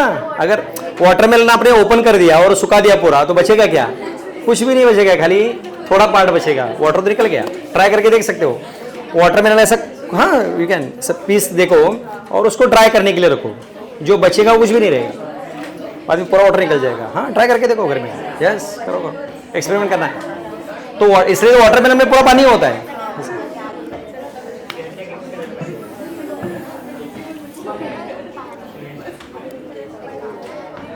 चलो एनिमल स्टडी के बाद प्लांट स्टडी हो गए, बहुत कुछ है इसमें। चलो नेक्स्ट,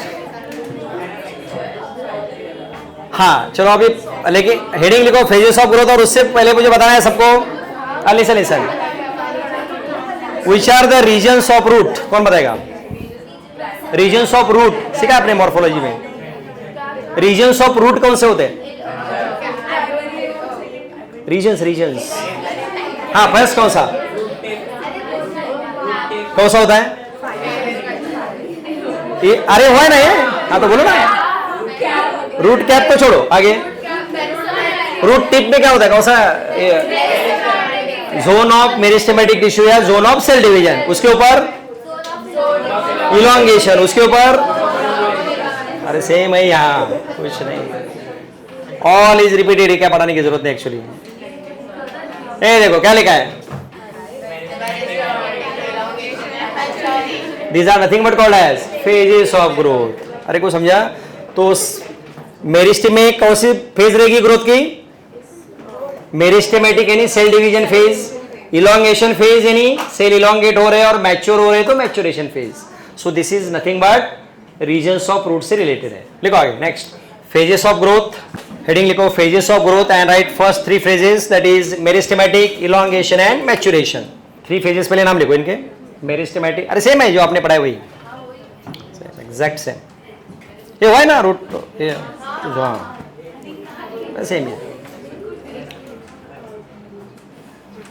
लिखो फर्स्ट कौन सा है? Meristematic phase. मेरिस्टेमेटिक फेज बताओ कहां होती है, लोकेशन कहां रहेगा?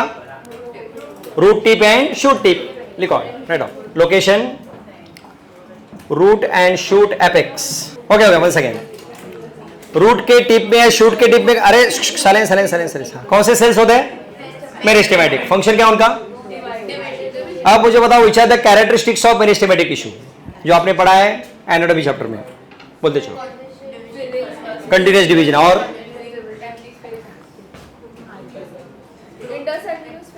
प्रेजेंट के absent, absent. So cells are closely arrange. आगे बोलो।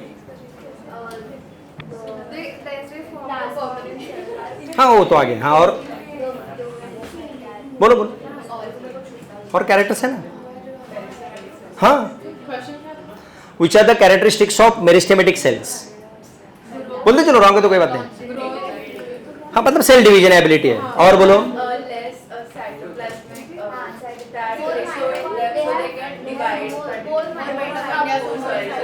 माइटोकॉन्ड्रिया मोर और लेस, मोर, क्यों?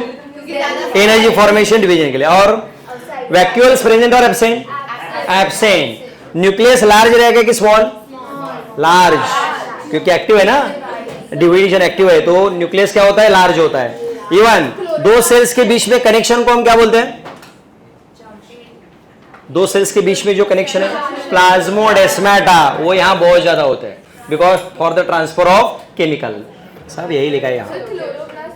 क्लोरोप्लास्ट अभी नहीं, इसमें क्लोरोप्लास्ट बाद में आता है, मेरिस्टेम है ना ये, तो बाद में डेवलप होता है क्लोरोप्लास्ट। होते हैं, ज्यादा होते हैं प्लाज्मोडेस्माटा इसमें। Plasmodesmata just like a gap junction. What is gap junction?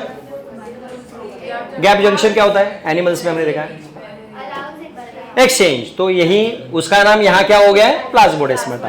पढ़ो देखो क्या लिखा है। The cells in this region are rich in, क्या लिखा है? Protoplasm, large conspicuous nucleus. हाँ सबसे important, cell wall is primary means what? What is primary cell wall? Thin, made up of cellulose and, और क्या है? नहीं मतलब उसमें कौन सी एबिलिटी है? डिवाइड तो है, और which can expand. Primary cell wall में ही एक्सपांशन की एबिलिटी है। जैसे ही सेकेंडरी बनते हैं उसके अंदर क्या ऐड होता है? लिग्निन वगैरह, then there is no expansion, तो फाइनल मैच्योरेशन हो गया। तो what is characteristic of cell wall in meristematic tissue? It is primary. Primary means it is thin, made up of cellulose, can expand, and maximum which junctions are there? Plasmodesmatals। लिखो इसमें meristematic phase में characteristics of meristematic tissue.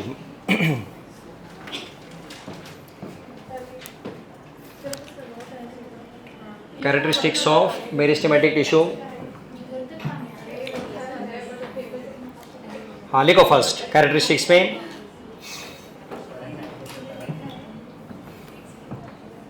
हाँ क्या लिखेंगे first point? हाँ ability of division, ability of cell division है।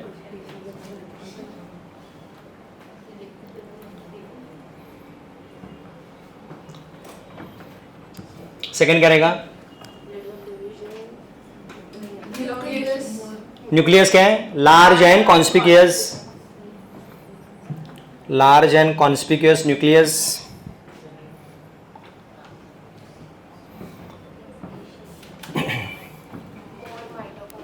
huh? Mitochondria more in number, yes.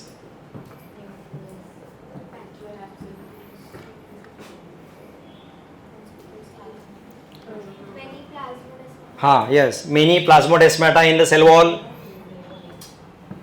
देखो simple words में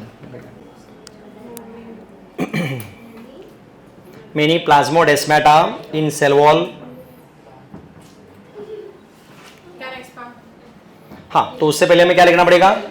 Cell wall is primary in nature.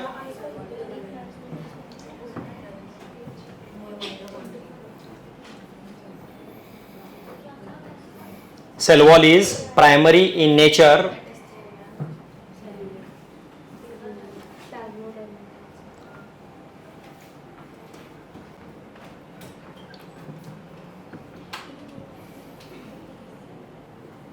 Primary nature. उसके बाद cell wall is thin and made up of cellulose. ये पूरा revision है वो पहले वाले चैप्टर्स का है. हाँ बराबर लिखो. पहले लिखो सेल वॉल क्या लिखा? Thin and made up of cellulose.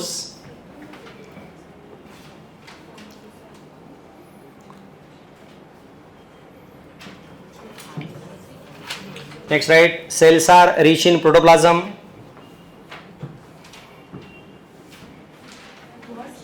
Cells are rich in protoplasm. लिखो ना, vacuoles absent या बहुत छोटे रहते हैं.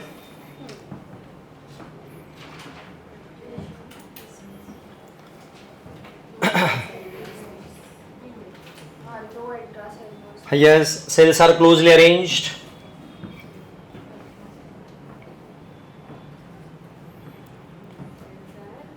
Cells are closely arranged, that is intercellular space absent. अब देखो दोनों चैप्टर में लागू होता है, उधर का वापस रिवीजन हो गया.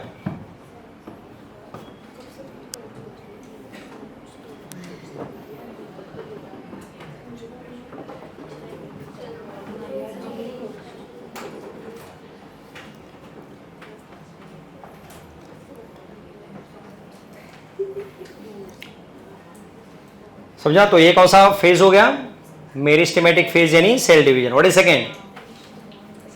सेकेंड कौन सी फेज है? अरे अभी तो लिखा elongation phase. Second phase is elongation phase.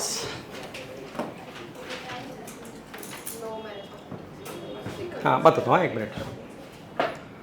And now see this diagram. जरा देखो डायग्राम केयरफुली. ये जो टिप है इसमें कौन से सेल्स रहेंगे? मेरिस्टेमेटिक. और आगे देखो ए बी सी डी जो लिखा है वो क्या है? इलॉन्गेशन. और उसके बाद जो है ई एफ जी ये क्या है? मैच्योरेशन. तो यही हो गया. शुरू में इतना था, इतनी हाइट बढ़ गई बिकॉज ये क्या हो गया? इलॉन्गेट हो गया. और इसी को हम क्या बोलते हैं? Elongation phase. क्या होता है? सेल इलॉन्गेट होती है मतलब सिंपल एनलार्ज होती है. देन सेल वॉल फिर सेकेंडरी बनना शुरू होता है, मतलब थिकनेस थिक होना शुरू होता है. That is lignified. कहीं में लिग्निफाइड, कहीं में एक्स्ट्रा क्या होता है? पेक्टिन वगैरह ऐड होता है. लाइक दैट वही लिखना है सेम. तो ये बताओ इलॉन्गेशन जोन कहां है? प्रॉक्सिमल टू मेरिस्टेमेटिक जोन या डिस्टल? प्रॉक्सिमल का मतलब क्या? ये टिप वाला कौन है? मेरिस्टेमेटिक. तो ये जो एबीसीडी लिखा है कौन है? इलॉन्गेशन. तो ये प्रॉक्सिमल टू द मेरिस्टेमेटिक की distal? Proximal. What is meaning of proximal?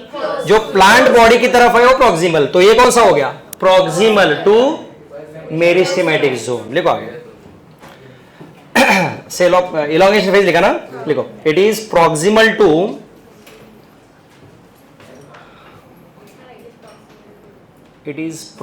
To meristematic zone.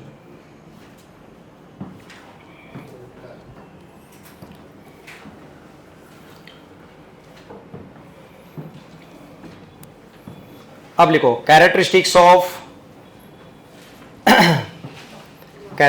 Of cell elongation.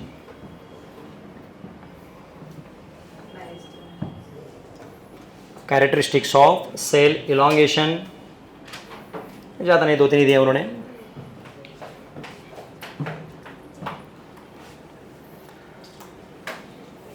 अब सेल इलोंगेट हो रहे मतलब क्या हो रहा है? वैक्यूल। पहले हमने क्या देखा था मेरिस्टेम में? नहीं थे। अभी क्या हो रहा है? वैक्यूल बन रहे हैं, इसलिए क्या हो रहा है? साइज बढ़ रही है।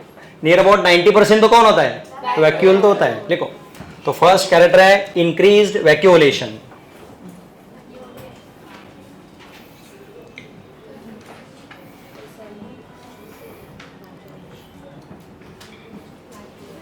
सेकेंड वही है वर्ड, कौन सा? Cell enlargement.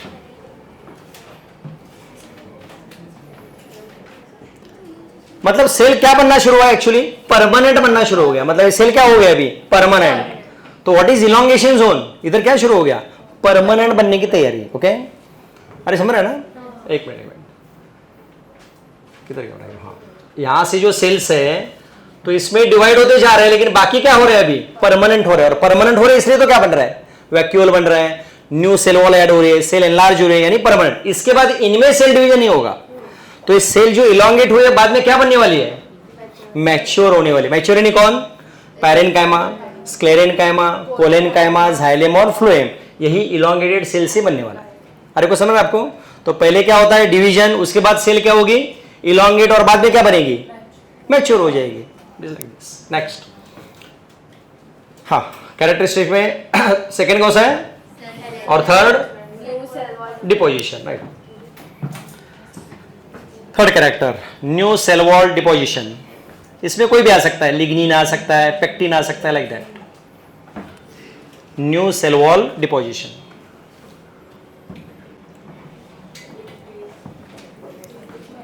हो गया। Next phase, maturation phase.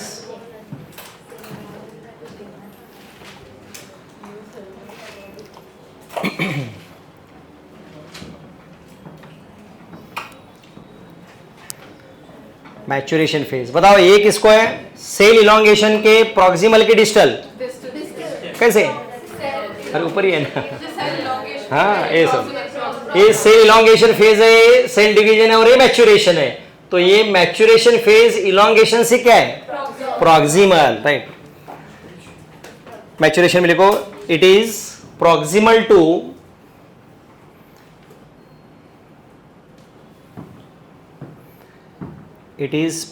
To बताओ सेल इलोंगेशन फेज या जोन। जो सेम, ये तो पॉइंट टोटल वो कौन से चैप्टर में था आपको? एनाटॉमी के या मॉर्फोलॉजी? मॉर्फोलॉजी सेम उठाया है, बाकी कुछ है। बताओ अभी क्या लिखा है? They attain their maximal in terms of and, क्या मतलब रहेगा? वॉल थिकनिंग का। अब इसके बाद कुछ डिपॉजिट नहीं, अभी क्या बन गई? सेकेंडरी सेल वॉल बन गई। इसके बाद कुछ मॉडिफिकेशन नहीं। और क्या लिखा है देखो आगे, प्रोटोप्लाज्मिक मॉडिफिकेशन। एक एग्जांपल लेके बताओ मुझे, क्या हुआ वैक्यूल का? सुनो सुनो, मैच्योरेशन जोन में उन्होंने क्या कहा है? प्रोटोप्लाज्मिक मॉडिफिकेशंस होते हैं, ऐसे कहा है। क्या रहेगा प्रोटो? एक जस्ट एग्जांपल लेके, रेशियो और थोड़ा एक जस्ट एग्जांपल लेके। वो तो इसमें होते हैं, मेरिस्टेम में होते हैं। यस, हाँ। अब जाइलेम किससे बना है? ट्रैकिड से। वेसल का एग्जांपल ले लो, जाइलेम वेसल है, किससे बनी है? मेरिस्टेम से तो बनी है ना। अरे बराबर ना, डायरेक्टली कोई आया थोड़ी। पहले क्या हो गया? मेरिस्टेम, उसके बाद इलोंगेशन, और बाद में क्या बना है? Xylem vessel. अब जाइलेम वेसल में क्या हो गया? Protoplasmic modification. जाइलेम वेसल में प्रोटोप्लाज्मिक मॉडिफिकेशन क्या हो गया? इलोंगेट तो ऑलरेडी हुआ, इलोंगेशन जोन में ही हुआ है। नहीं, प्रोटोप्लाज्मिक मॉडिफिकेशन क्या हुआ है? मतलब प्रोटोप्लाज्म निकल ही गया पूरा, नो प्रोटोप्लाज्म। अरे बराबर कि नहीं? एक मिनट। What is xylem? मालूम है आपको? जाइलेम यानी वेसल्स क्या होते हैं? ट्यूब्स होते हैं। क्या करते हो? वाटर कैरी करते हैं। और वाटर कैरी करने के लिए उनके अंदर क्या नहीं होता? No protoplasm, these are the dead cells. मतलब उसके अंदर क्या नहीं है? No nucleus, no cytoplasm, nothing. Empty cells होते हैं, ट्यूब्स होते हैं खाली। वो खाली क्या कैरी कर रहे हैं? वाटर। तो क्या हो गया? इधर प्रोटोप्लाज्म डिसअपीयर हुआ। It is protoplasmic modification in the vessels. Wall thickening यानी अगेन जाइलेम की वॉल थिक हो गई, क्यों? Because of lignin. Lignin deposition होना शुरू हो गया। ये क्या है? सब मैच्योरेशन फेज है, और डेड बन गई से। तो पहले क्या हो गया? ये रूट एपेक्स था, राइट। रूट एपेक्स में पहले कौन से सेल्स बने? Elongated cells. फिर इन इलोंगेटेड सेल में क्या क्या मॉडिफिकेशन हो गया? इसी इलोंगेटेड सेल्स के कई लोग क्या बन गए? पैरेन्काइमा बने। कई क्या बने? स्क्लेरेन्काइमा, कई कोलेन्काइमा, और कई क्या बने? जाइलेम और फ्लोएम। तो जाइलेम और फ्लोएम आया कहां से? इसी इलोंगेटेड का मॉडिफिकेशन हुआ है। मतलब यहां जो बहुत सारे इलोंगेटेड सेल्स थे उसमें से कई क्या बन गए? एपिडर्मिस बन गया, आउटर लेयर बन गए, कई क्या बन गए? जाइलेम बन गए, कई बन गए phloem. That is nothing but called as maturation phase. अरे को समझ रहे हैं आपको? वंस अगेन, तो पहले जो सेल्स रैंडम डिवाइड हो रहे थे, इसमें से फिर क्या हो गया? इलोंगेट हो गए, फिर उनमें क्या हो गया? वैरायटी ऑफ सेल्स बने। इसी को क्या बोलते हैं हम? Maturation phase. मैच्योरेशन यानी जाइलेम फ्लोएम वगैरह बनना शुरू हो गया। देखो आगे अब इसमें एक दो ही लाइन लिखा उन्होंने, एग्जाम्पल लिखेंगे हम, right. Characteristics of maturation phase.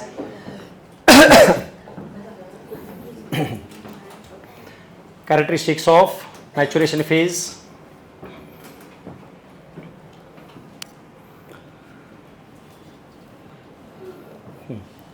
Right on. They attain their maximal size. ये सेंटेंस लिखो चलेगा.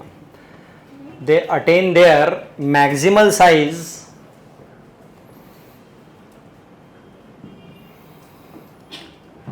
in terms of wall thickening. In terms of wall thickening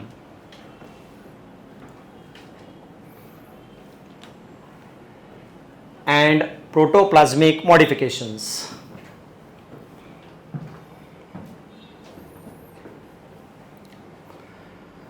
And protoplasmic modifications.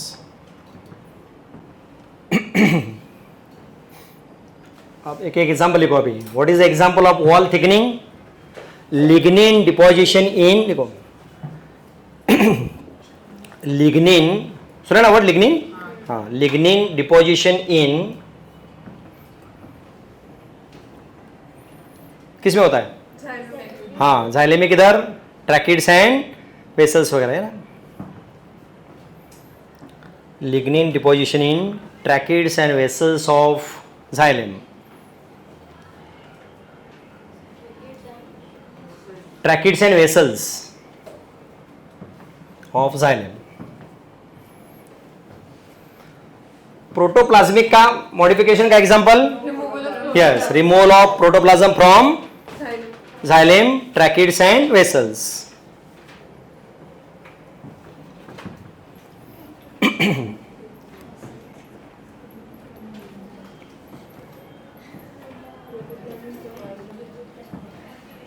Removal of protoplasm from xylem, tracheids and vessels.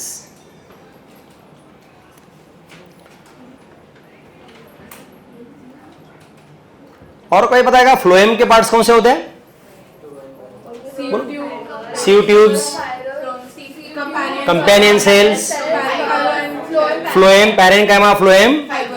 अब मुझे बताओ sieve tubes में क्या modification हुआ है? परपोरेशन है, करेक्ट। और क्या हुआ? सीव प्लेट बन गई। और क्या मॉडिफिकेशन है? नहीं है, प्रोटोप्लाज्म होता है उसमें। हाँ,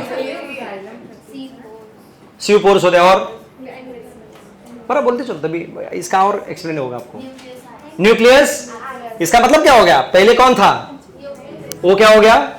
डिसअपियर। तो दैट इज नथिंग बट, और क्या बन गई फिर? मैच्योरेशन जोन बन गया। फिर उसके बाद कुछ चेंज नहीं। अरे को समझ रहे आपको? That is nothing but phases of growth. ऐसे आज के क्वेश्चन अप टू है, देखो पढ़ लो, पढ़ना। हाँ हाँ, ये डिवीजन ऑफ लेबर ही है। हाँ, शुरू में सुनो, प्लांट में पहले जाइगोट है, फिर मेरिस्टेम बन गया, मेरिस्टेम डिवाइड हो गया, डिवाइड होकर सेल्स क्या बने? इलोंगेट हो गया। और यही इलोंगेटेड सेल्स का बाद में क्या हो गया? अलग अलग पार्ट बन गए, कहीं फ्लोएम बन गया, कहीं जाइलेम बन गया, like that. Division of labour.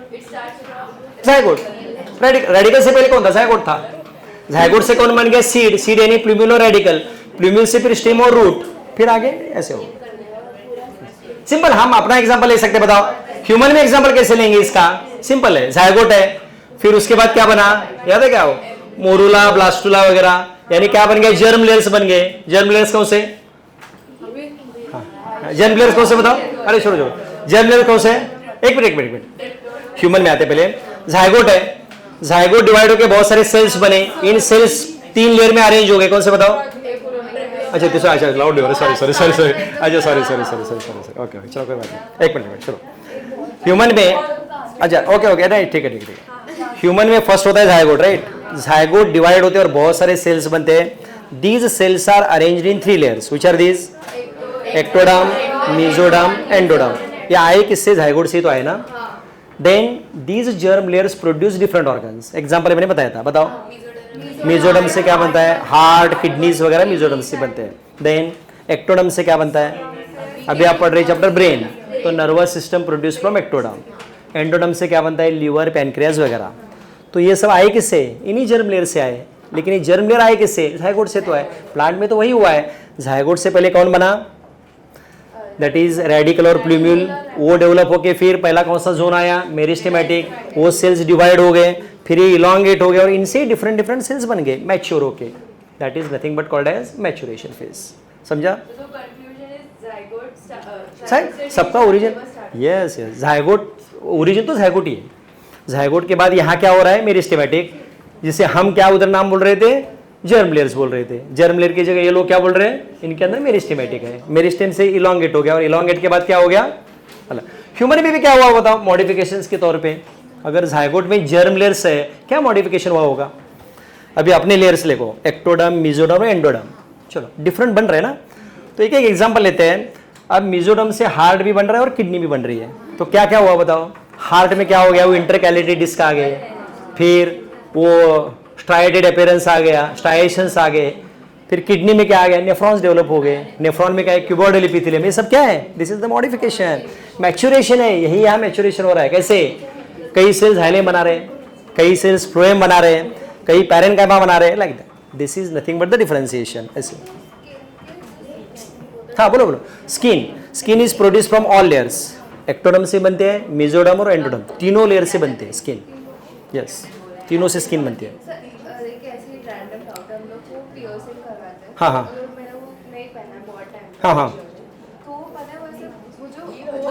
Heal होता है, तो healing is the ability of regeneration, ability हम में भी है ना, तो ये एबिलिटी स्टार्ट होती है, इसलिए वो हील होता है, बंद होने लगता है, यस सेल डिवाइड होता है, पैक करने लगता है, जैसे हमें कुछ इंजरी हो गई तो it is a power of regeneration ही है वन टाइप का, बट अपने यहाँ लिमिटेड है,